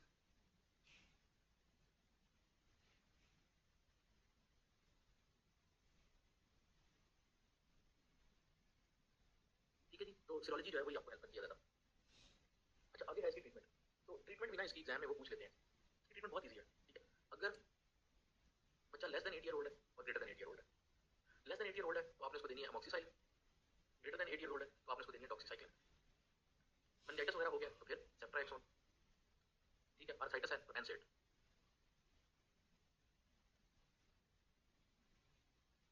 प्रिवेंशन क्या है? टिक, टिक बाइट से प्रिवेंट करें। लाइव्स में मोस्टली वो आपको हिस्ट्री देते हैं अमेरिका कैलिफोर्निया में ट्रैवल की या टिक बाइट की। नंबर 2 वो रैश का बताते हैं कि बुल्स आई रैश है या तस्वीर दिखा देते हैं। नंबर 3 वो बताते हैं कि कॉन्स्टिट्यूशनल सिम्टम्स हैं और साथ क्रेनियल नर्व न्यूरोपैथी दे देते हैं। ठीक है, मोस्ट कॉमन यही MRCPCH के एग्जाम में भी यही था, पार्ट 2 में भी यही था। तो अगर आपको ये बज़वर्ड याद है, अमेरिकन फॉरेस्ट और फॉरेस्ट में भी ट्रैवल करेंगे, अमेरिकन कोई स्टेट बताएंगे, California, North America, plus forest या कैंपिंग, प्लस एरिथीमा माइग्रेंस वाला रैश दिखा देंगे, बता देंगे बुलसाई रैश है, plus fever and sign symptom बताएंगे, प्लस क्रेनियल नर्व न्यूरोपैथी। ये पूछेंगे आपसे डायग्नोसिस। अब जो हमारी डिजीज है ना वो बड़ी इंपॉर्टेंट है, इसमें आता है मीजल्स, मम्प्स, रूबेला, एरिथीमा इन्फेक्शियोसम, रोजियोला इन्फेंटम और रूबेला हो गया रूबेला।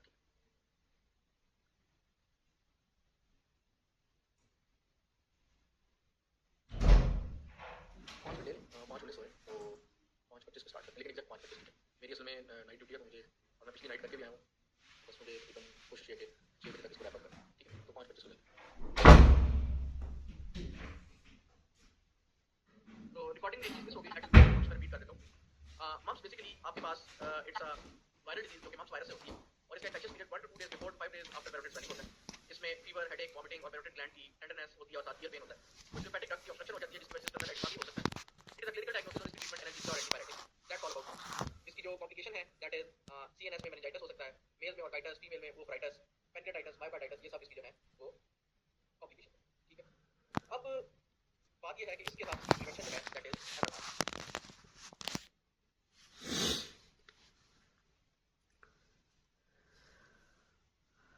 ठीक हो गया। इसके बाद है हमारी रूबेला या जर्मन मीजल्स। अभी सिर्फ रिकॉर्डिंग में मीजल्स रह गया, वो मैं रिपीट कर दूंगा ताकि जो लोग रिकॉर्डिंग के लिए हैं उनका सिर्फ मैं रिकॉर्डिंग हो सका वो मैं रिपीट कर। रूबेला को हम जर्मन मीजल्स भी बोलते हैं, ठीक है, और इसको 3 डेज मीजल्स भी बोलते हैं, दोनों चीजें होती हैं। बेसिकली ये वायरस है जिसके बाद होता क्या है क्लिनिकल मैनेजमेंट कि खास तौर पे लो ग्रेड फीवर, ये याद रखें, low grade fever, low grade fever होता है, सोर थ्रोट होता है, ठीक है, हेडेक, मलेज, एनोरेक्सिया, यानी कि नॉन स्पेसिफाइड। खास तौर पे इसमें क्या है, लिम्फेडिनोपैथी, ठीक है। लिम्फेडिनोपैथी जो है ना वो इसमें ऑक्सीपिटल ऑक्सीपिटल लिम्फेडिनोपैथी जो है वो इसका डिस्टिंक्टिव फीचर। अच्छा, फर्स्ट जो इसकी क्या कहते हैं सब ऑक्सीपिटल लिम्फेडिनोपैथी होगी, पोस्ट ऑरिकुलर लिम्फेडिनोपैथी होगी, एंटीरियर सर्वाइकल लिम्फेडिनोपैथी भी हो सकती है। फर्स्ट मैनिफेस्टेशन क्या है इसकी, रैश है, जो कि बाकी डिजीज की रैश जैसे ही है, फ्लू रैश नहीं, मैं आपको दिखा दूं। और इसमें खास तौर पे ओरोफेरिंक्स में खास किस्म के रेड स्पॉट्स नजर आ रहे होते हैं जिनको हम कहते हैं फॉर्शीमर स्पॉट्स, ये भी मैं आपको दिखा दूं, ठीक है। लैब इसकी सारी जो है वो न्यूट्रोपिनिया, ल्यूकोपिनिया, थ्रोम्बोसाइटोपिनिया हो सकता है। डायग्नोसिस जो है ना हम पीसीआर के थ्रू करते हैं, ठीक है, लेकिन ये क्लिनिकल डायग्नोसिस है और इसकी ट्रीटमेंट भी सिम्पटोमेटिक ही है, कोई ट्रीटमेंट नहीं है, ठीक है, सपोर्टिव केयर इसके लिए हम देते हैं। तो दो चीजें मैंने आपको दिखानी है, एक तो फॉर्शीमर स्पॉट्स, ये रेडिश जो ओरोफेरिंक्स के प्रतीक है ना, दीज आर द फॉर्शीमर स्पॉट्स, ठीक हो गया। और रूबेला का रैश, ये नॉन स्पेसिफिक था, मैकुलर पेपुलर रैश, ठीक है। मैं वापस चलता हूँ उस कंपैरिजन वाले पेज पे। तो रूबेला में क्या है, मीजल्स में हाई ग्रेड फीवर है, इसमें लो ग्रेड फीवर है।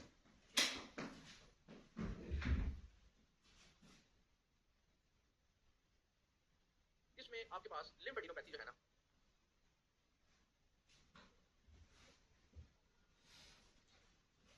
लिम्फेडिनोपैथी खास तौर पे सब ऑक्सीपिटल, पोस्ट ऑरिकुलर, ये है फीवर, लो ग्रेड लिम्फेडिनोपैथी और रैश। और फीवर और रैश का कोई ताल्लुक नहीं, ठीक है। मीजल्स में high grade fever, cough, coryza, rash है। रैश जो है वो ईयर की बैक से, फॉरहेड से, नेक से शुरू हो रहा है और फिर पूरी टंग पे जा रहा है और इसके हाई ग्रेड फीवर एसोसिएटेड है। पहला में लो ग्रेड फीवर है, लिम्फेडिनोपैथी है और रैश है, ठीक हो गया। और फॉर्शीमर स्पॉट्स है। मीजल्स में आपके पास कॉप्लिक स्पॉट्स है, कॉप्लिक स्पॉट्स भी मैं आपको दिखा देता हूँ। कॉप्लिक स्पॉट्स ये देखेंगे, ये जो व्हाइट व्हाइट स्पॉट्स आपको नजर आ रहे हैं ना, रेडिश बेस है और रेडिश बेस के ऊपर ये व्हाइट व्हाइट जो स्पॉट्स है ये चीक पे प्रेजेंट होते हैं mostly, inner side of cheek पे, इनको कॉप्लिक स्पॉट्स बोलते हैं। ये देखें, these white white spots are Koplik spots, और ये कॉप्लिक स्पॉट्स मीजल्स में रैश आने से पहले ही आ जाते हैं, तो आप इवन मीजल्स को रैश से पहले ही डायग्नोज कर सकते हैं, ठीक है। तो रूबेला और मीजल्स हमारा इस तरह से कवर होगा। अभी हमारी दो और बड़ी इंपॉर्टेंट डिजीजेज हैं जिनकी हमने डिफरेंशिएशन करनी है, और वो क्या है, ये डिजीज है जिसको हम कहते हैं एरिथीमा इन्फेक्शियोसम या फिफ्थ डिजीज, ठीक है। और ये होती है पार्वो वायरस से, ये याद रखना है, एरिथीमा इन्फेक्शियोसम या फिफ्थ डिजीज, और ये होती है पार्वो वायरस से। इसमें क्या होता है, इसमें भी लो ग्रेड फीवर है, हेडेक है और वही कोराइजा वाले सिम्टम्स है, फीवर, कफ, फ्लू। लेकिन इसमें रैश आता है, और रैश कैसे होता है, पहले फेशियल फ्लशिंग होती है, और फेशियल फ्लशिंग ऐसी होती है कैसे लगता है उसके मुंह पे थप्पड़ मारा हुआ है, स्लैब चीक अपीयरेंस होती है। स्लैब चीक अपीयरेंस के बाद वो रैश दरमियान से क्लियर होने लग जाता है और ऐसे लगता है रेटिकुलेटेड, इसको कहते हैं लेसी रेटिकुलेटेड रैश। मैं भी दिखाता हूँ आपको, ठीक है, लेसी रेटिकुलर रैश। और पेशेंट एफेब्राइल होता है, बिल्कुल सिक नहीं होता, जबकि मीजल्स में पेशेंट सिक होता है। रैश तो खुद रिजॉल्व हो जाता है, लेकिन on exposure to sunlight, on exposure to heat, या एक्सरसाइज या स्ट्रेस वो दोबारा आ सकता है। इसको कहते हैं एरिथीमा इन्फेक्शियोसम या फिफ्थ डिजीज या स्लैब चीक सिंड्रोम। मैं आपको दिखाता हूं कैसे होता है। ये आपकी क्लिनिकल प्रैक्टिस में भी बार बार आएगा, ये आपके एग्जाम में भी वो बार बार पूछेंगे। ये देखिए, ये इस बच्चे को देखिए, ये इसके चीक्स देखिए, ये स्लैब चीक सिंड्रोम है। ये रैश पूरी बॉडी पर होता है, लेकिन खास तौर पे फेस पे ऐसे लगता है जैसे उसको थप्पड़ मारा। और ये देखिए आपकी रैश दरमियान से क्लियर होने लग गया, तो ऐसे इसको कहते हैं लेसी रेटिकुलेटेड पैटर्न, जैसे जाल बिछाया। ठीक है जी। तो इसमें क्या होता है एरिथीमा इन्फेक्शियोसम में, मैं इस वाले में लिख दूं एरिथीमा इन्फेक्शियोसम, जिसको हम फिफ्थ डिजीज भी कहते हैं। ये पार्वोवायरस से होती है और इसमें स्लैब चीक सिंड्रोम होता है, स्लैब चीक फेस होता है, लेसी रेटिकुलेटेड पैटर्न होता है और लो ग्रेड फीवर होता है और कोराइजा वगैरह होता है और नॉट सिक। ठीक है, ये आपने लिखनी है क्योंकि एग्जाम में आपको ऐसे रैश देंगे और फीवर देंगे और फिर कहेंगे कि बताओ मीजल्स है, रुबेला है, एरिथीमा इन्फेक्शियोसम है या रोजियोला इन्फेंटम है। ठीक है ना। पार्वोवायरस की एक कॉम्प्लिकेशन ये भी है कि अगर बच्चा इम्यूनो कॉम्प्रोमाइज्ड है तो वो उसको बोन मैरो सप्रेस कर देता है, पैनसाइटोपेनिया भी कर देता है ये। ठीक है। अगली एक डिजीज है रोजियोला इन्फेंटम। रोजियोला इन्फेंटम को हम सिक्स्थ डिजीज भी कहते हैं। ठीक है, और ये होती है ह्यूमन हर्पीस वायरस 6 से। ठीक है, अब इनमें ज्यादातर बच्चे की एज 1 से 2 साल की होती है। ठीक है, पीक एज जो है वो 6 to 9 मंथ्स। ठीक हो गया।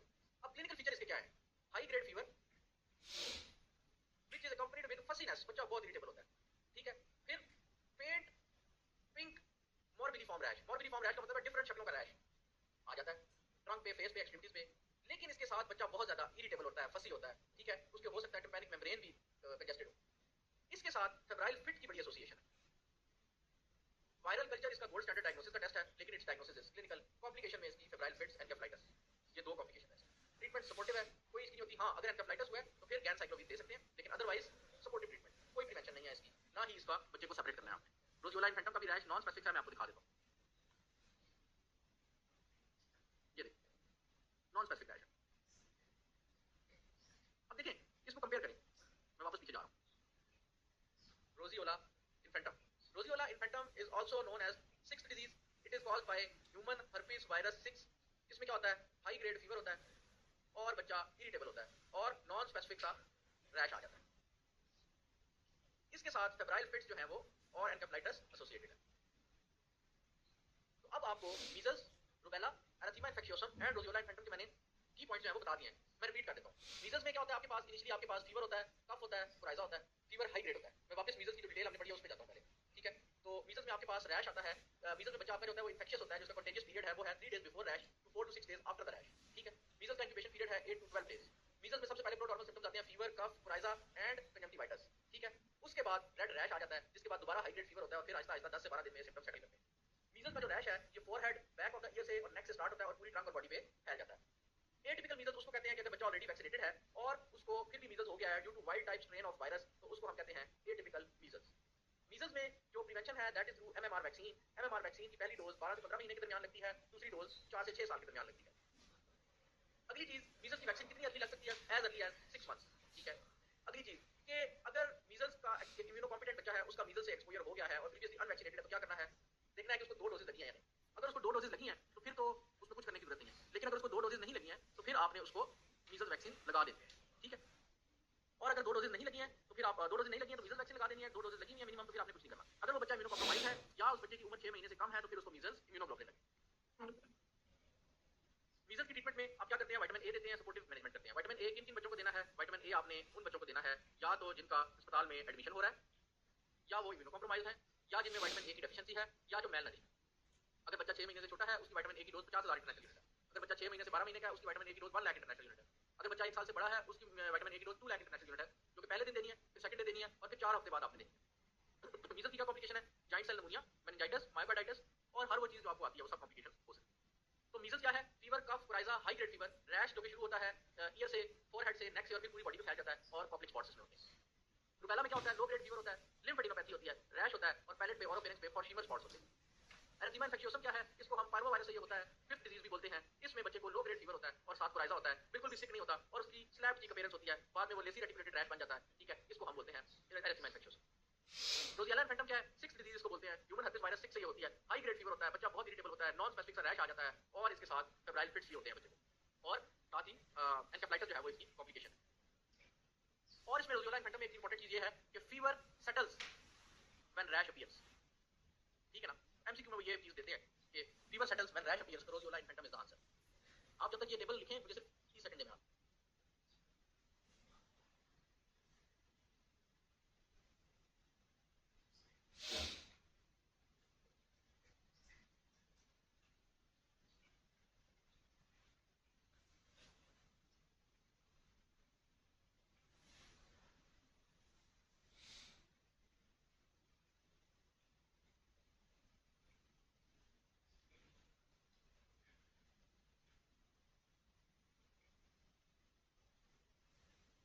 ठीक है जी, इनके कंपैरिजन में कोई क्वेश्चन कोई चीज समझ नहीं आई तो बताएं, मैं वो रिपीट कर दूं, वरना this is the whole summary, this is everything that counts जो कि एग्जाम में पूछी जाती है। इन सब की जो ट्रीटमेंट है वो सपोर्टिव है।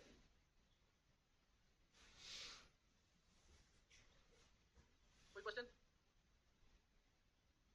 ये minimum age for MMR vaccine 6 months है या मीजल्स वैक्सीन 6 मंथ्स है? एक ही बात है, हम देते हैं हमारे ईपीआई में 9 मंथ्स पे है, लेकिन 6 मंथ्स पे दे सकते हैं। और हम जो 9 मंथ्स पे देते हैं उसके बाद फिर भी हमारे पास फर्ज होता है कि हम अगली डोज एक 12 से 15 माह की उम्र पे दें और उससे अगली डोज एक हम 4 से 6 साल की उम्र के दरमियान दें, क्योंकि हमारे यहाँ पे मीजल्स बहुत ज्यादा प्रेवलेंट है। बाहर जो है वो एक ही डोज लगती है, 2 डोज लगती है, एक 12 से 15 माह की उम्र पे और एक जो है वो 4 से 6 साल की उम्र के दरमियान। लेकिन हमारे ईपीआई स्केड्यूल में एक डोज हम 12 महीने से पहले दे देते हैं 9 माह की उम्र में, तो उसके बाद में 2 डोज फिर और लगते हैं। एमएमआर की बात करो। अच्छा जी, अगला है हमारे पास वेरिसेला जोस्टर वायरस। ये लास्ट टॉपिक है हमारा। वेरिसेला वायरस जो बेसिकली इसको हम चिकन पॉक्स भी बोलते हैं, इसमें होता यह है कि ये वायरस जो है या तो रेस्पिरेटरी ड्रॉपलेट से फैलता है, यानी कि खांसी, छींक आना वगैरह वगैरह, और एक जो कांटेक्ट है ब्लिस्टर्स के साथ, स्पेशल कोई इन्फेक्शन हुआ है चिकन पॉक्स, उसके ब्लिस्टर्स की सिक्रीशन के साथ कांटेक्ट हो जाए तो भी ये वायरस जो है वो फैल जाता है।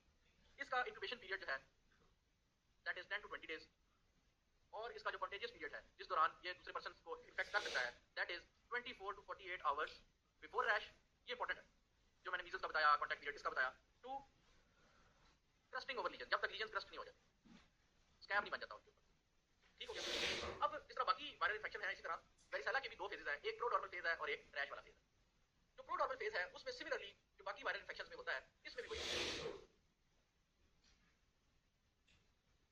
फीवर, एनोरेक्सिया, मलेज, हेडेक, ये वाले साइंस।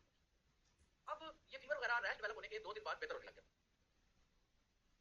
रैश कैसा होता है? ये फेस, स्कैल्प या ट्रंक, ठीक है, और इसकी कहते हैं कि सेंट्रीपीटल डिस्ट्रीब्यूशन होती है या सेंट्रल होता है, दरमियान से शुरू होता है। इनिशियली रेड कलर के एरिथमेटस मैक्यूल्स बनते हैं जिनमें बहुत ज्यादा खारिश होती है, वो इची होते हैं। बाद में वो रेज्ड लीजन यानी कि पैप्यूल्स बन जाते हैं और फिर उनमें पानी जमा हो जाता है और वो वेसिकल बन जाते हैं। मैक्यूल होता है फ्लैट रेड कलर की लीजन, पैप्यूल होता है रेज्ड रेड कलर की लीजन, और वेसिकल होता है raised lesion which contains fluid, ठीक है। उसके बाद ये इनिशियली में क्लियर फ्लूइड होता है वेसिकल्स में, बाद में ये फ्लूइड जो है वो थिक क्लाउडी सा हो जाता है, ठीक है, और फिर इनमें अम्बिलिकेशन हो जाती है, यानी कि वेसिकल के दरमियान में ऐसे डिंपल बन जाता है ऐसे, इसको कहते हैं अम्बिलिकेशन, ठीक है। तो क्या होता है? पहले एरिथमेटस मैक्यूल होता है, फ्लैट रेड लीजन, फिर वो एरिथमेटस पैप्यूल बन जाता है, रेज्ड रेड लीजन, फिर वो वेसिकल बन जाता है, water field fluid which is clear, फिर वो फ्लूइड क्लाउडी हो जाता है, फिर उसमें अम्बिलिकेशन हो जाती है और उसके बाद क्रस्टिंग हो जाती है। ये एक प्रोसेस होता है, एक क्रॉप आती है, जब भी क्रस्टिंग हुई होती है नई क्रॉप आ जाती है, नए वेसिकल्स, नए मैक्यूल, नए पैप्यूल, नए वेसिकल, नई क्लाउडिंग, नई एप्लीकेशन होती है। तो एक वक्त अगर आप बच्चे को देखें तो उसमें मल्टीपल लीजन होगी, कुछ लीजन उसकी मैक्यूलर स्टेज पे होगी, कुछ लीजन उसकी पैप्यूलर स्टेज पे होगी, कुछ लीजन उसकी वेसिकुलर होगी, कुछ लीजन उसकी अम्प्लिकेटेड होगी, कुछ लीजन उसकी स्कैब्ड होगी, ठीक है। तो ये बेसिकली आपका वेरिसेला जोस्टर वायरस का कोर्स है। एक इसकी कंडीशन है, इसको कहते हैं breakthrough varicella. Breakthrough varicella basically उन बच्चों में होता है जो पहले से वैक्सीनेटेड होते हैं और उनमें भी कोई वाइल्ड टाइप का वायरस इन्फेक्ट हो जाए जिसकी वजह से उसमें रैश हो जाता है, उनमें वेसिकल्स नहीं बनते ब्रेक थ्रू वेरिसेला में, मैक्यूल्स और पैप्यूल्स ही होते हैं, ठीक है, इसको ब्रेक थ्रू वेरिसेला। एक और कंडीशन है जिसको हम प्रोग्रेसिव वेरिसेला कहते हैं। तो प्रोग्रेसिव वेरिसेला में क्या होता है कि इसमें विसरल ऑर्गन की इन्वॉल्वमेंट होने लग जाती है, विसरल ऑर्गन इन्वॉल्वमेंट होने लग जाती है और इसके साथ हीमेटोलॉजिकल इन्वॉल्वमेंट, कोएगुलोपैथी, हेमरेज, ये होने लग जाता है, सीवियर हो जाता है, ठीक है, और हेमरेजिक वेसिकल्स बन जाते हैं। खास तौर पे किन में होता है ये प्रोग्रेसिव वेरिसेला? जो इम्यूनो कॉम्प्रोमाइज्ड होते हैं। वेरिसेला सिंपल जिसका मीजल्स का बताया था कि अगर एक बच्चा इन्फेक्टेड है और उसको किसी टाइप ऑफ वायरस से वेरिसेला हो गया है तो उसको हम ब्रेक थ्रू वेरिसेला कहते हैं। Breakthrough varicella mild type का होता है, उसमें वेसिकल्स नहीं बनते, मैक्यूल्स और पैप्यूल्स ही होते हैं सिर्फ, और ये जल्दी ठीक हो जाता है, ठीक है। प्रोग्रेसिव वेरिसेला क्या है? जो पेशेंट इम्यूनो कॉम्प्रोमाइज हैं, जो मेल नरिश्ड हैं, कोई मैलिग्नेंसी हुई है, कोई कीमोथेरेपी हुई है, ठीक है, कोई स्टेरॉइड की डोज ले रहे थे, उन पेशेंट में सीवियर किस्म का वेरिसेला होता है जिनमें विसरल ऑर्गन की इन्वॉल्वमेंट हो जाती है, कोएगुलोपैथी हो जाती है और वेसिकल्स उनके रेड कलर के ब्लड फील्ड होते हैं जिनको हेमरेजिक वेसिकल्स बोलते हैं। दिस इज प्रोग्रेसिव वेरिसेला, ठीक है जी। अब अगला एक इंपॉर्टेंट कॉन्सेप्ट है that is neonatal varicella. Very important, बार बार पूछते हैं एंटीबॉडीज जो है ना आफ्टर 32 वीक्स ऑफ गेस्टेशन या 30 वीक्स ऑफ गेस्टेशन आपकी आईजीजी जो है वो बेबी में ट्रांसफर होती है वाया प्लेसेंटा। अगर एक बेबी 30 वीक से या 32 वीक से पहले पैदा हुआ है तो हाई चांस है कि उसमें ये वेरिसेला की एंटीबॉडीज मदर में मौजूद थी बच्चे में नहीं हो। ठीक है, तो अगर बच्चा प्री मैच्योर है या mother develops varicella 5 days before, very important मैं बता रहा हूं, 5 days before to 2 days after delivery, अगर मदर को वेरिसेला हो गया है डिलीवरी से 5 दिन पहले या डिलीवरी के 5 दिन बाद, सॉरी डिलीवरी के 2 दिन बाद, डिलीवरी से 5 दिन पहले या डिलीवरी के 2 दिन बाद मदर को वेरिसेला हो गया है तो child is at high risk. अब आपने देखना है बेबी को वेसिकल डेवलप हुए हैं या नहीं। अगर तो वेसिकल डेवलप हुए हैं तो बेबी को एसाइक्लोवीर दे देनी है। अगर वेसिकल डेवलप नहीं हुए तो फिर आपने बेबी को वेरिसेला इम्यूनोग्लोबुलिन दे देनी है, और अगर इम्यूनोग्लोबुलिन नहीं है तो आईवीआईजी दे देनी है। ठीक है ना? तो अगर mother develops rash 5 days before to 2 days after the delivery, then you see if the baby has developed vesicles or not. If vesicles are present, give acyclovir. If vesicles are not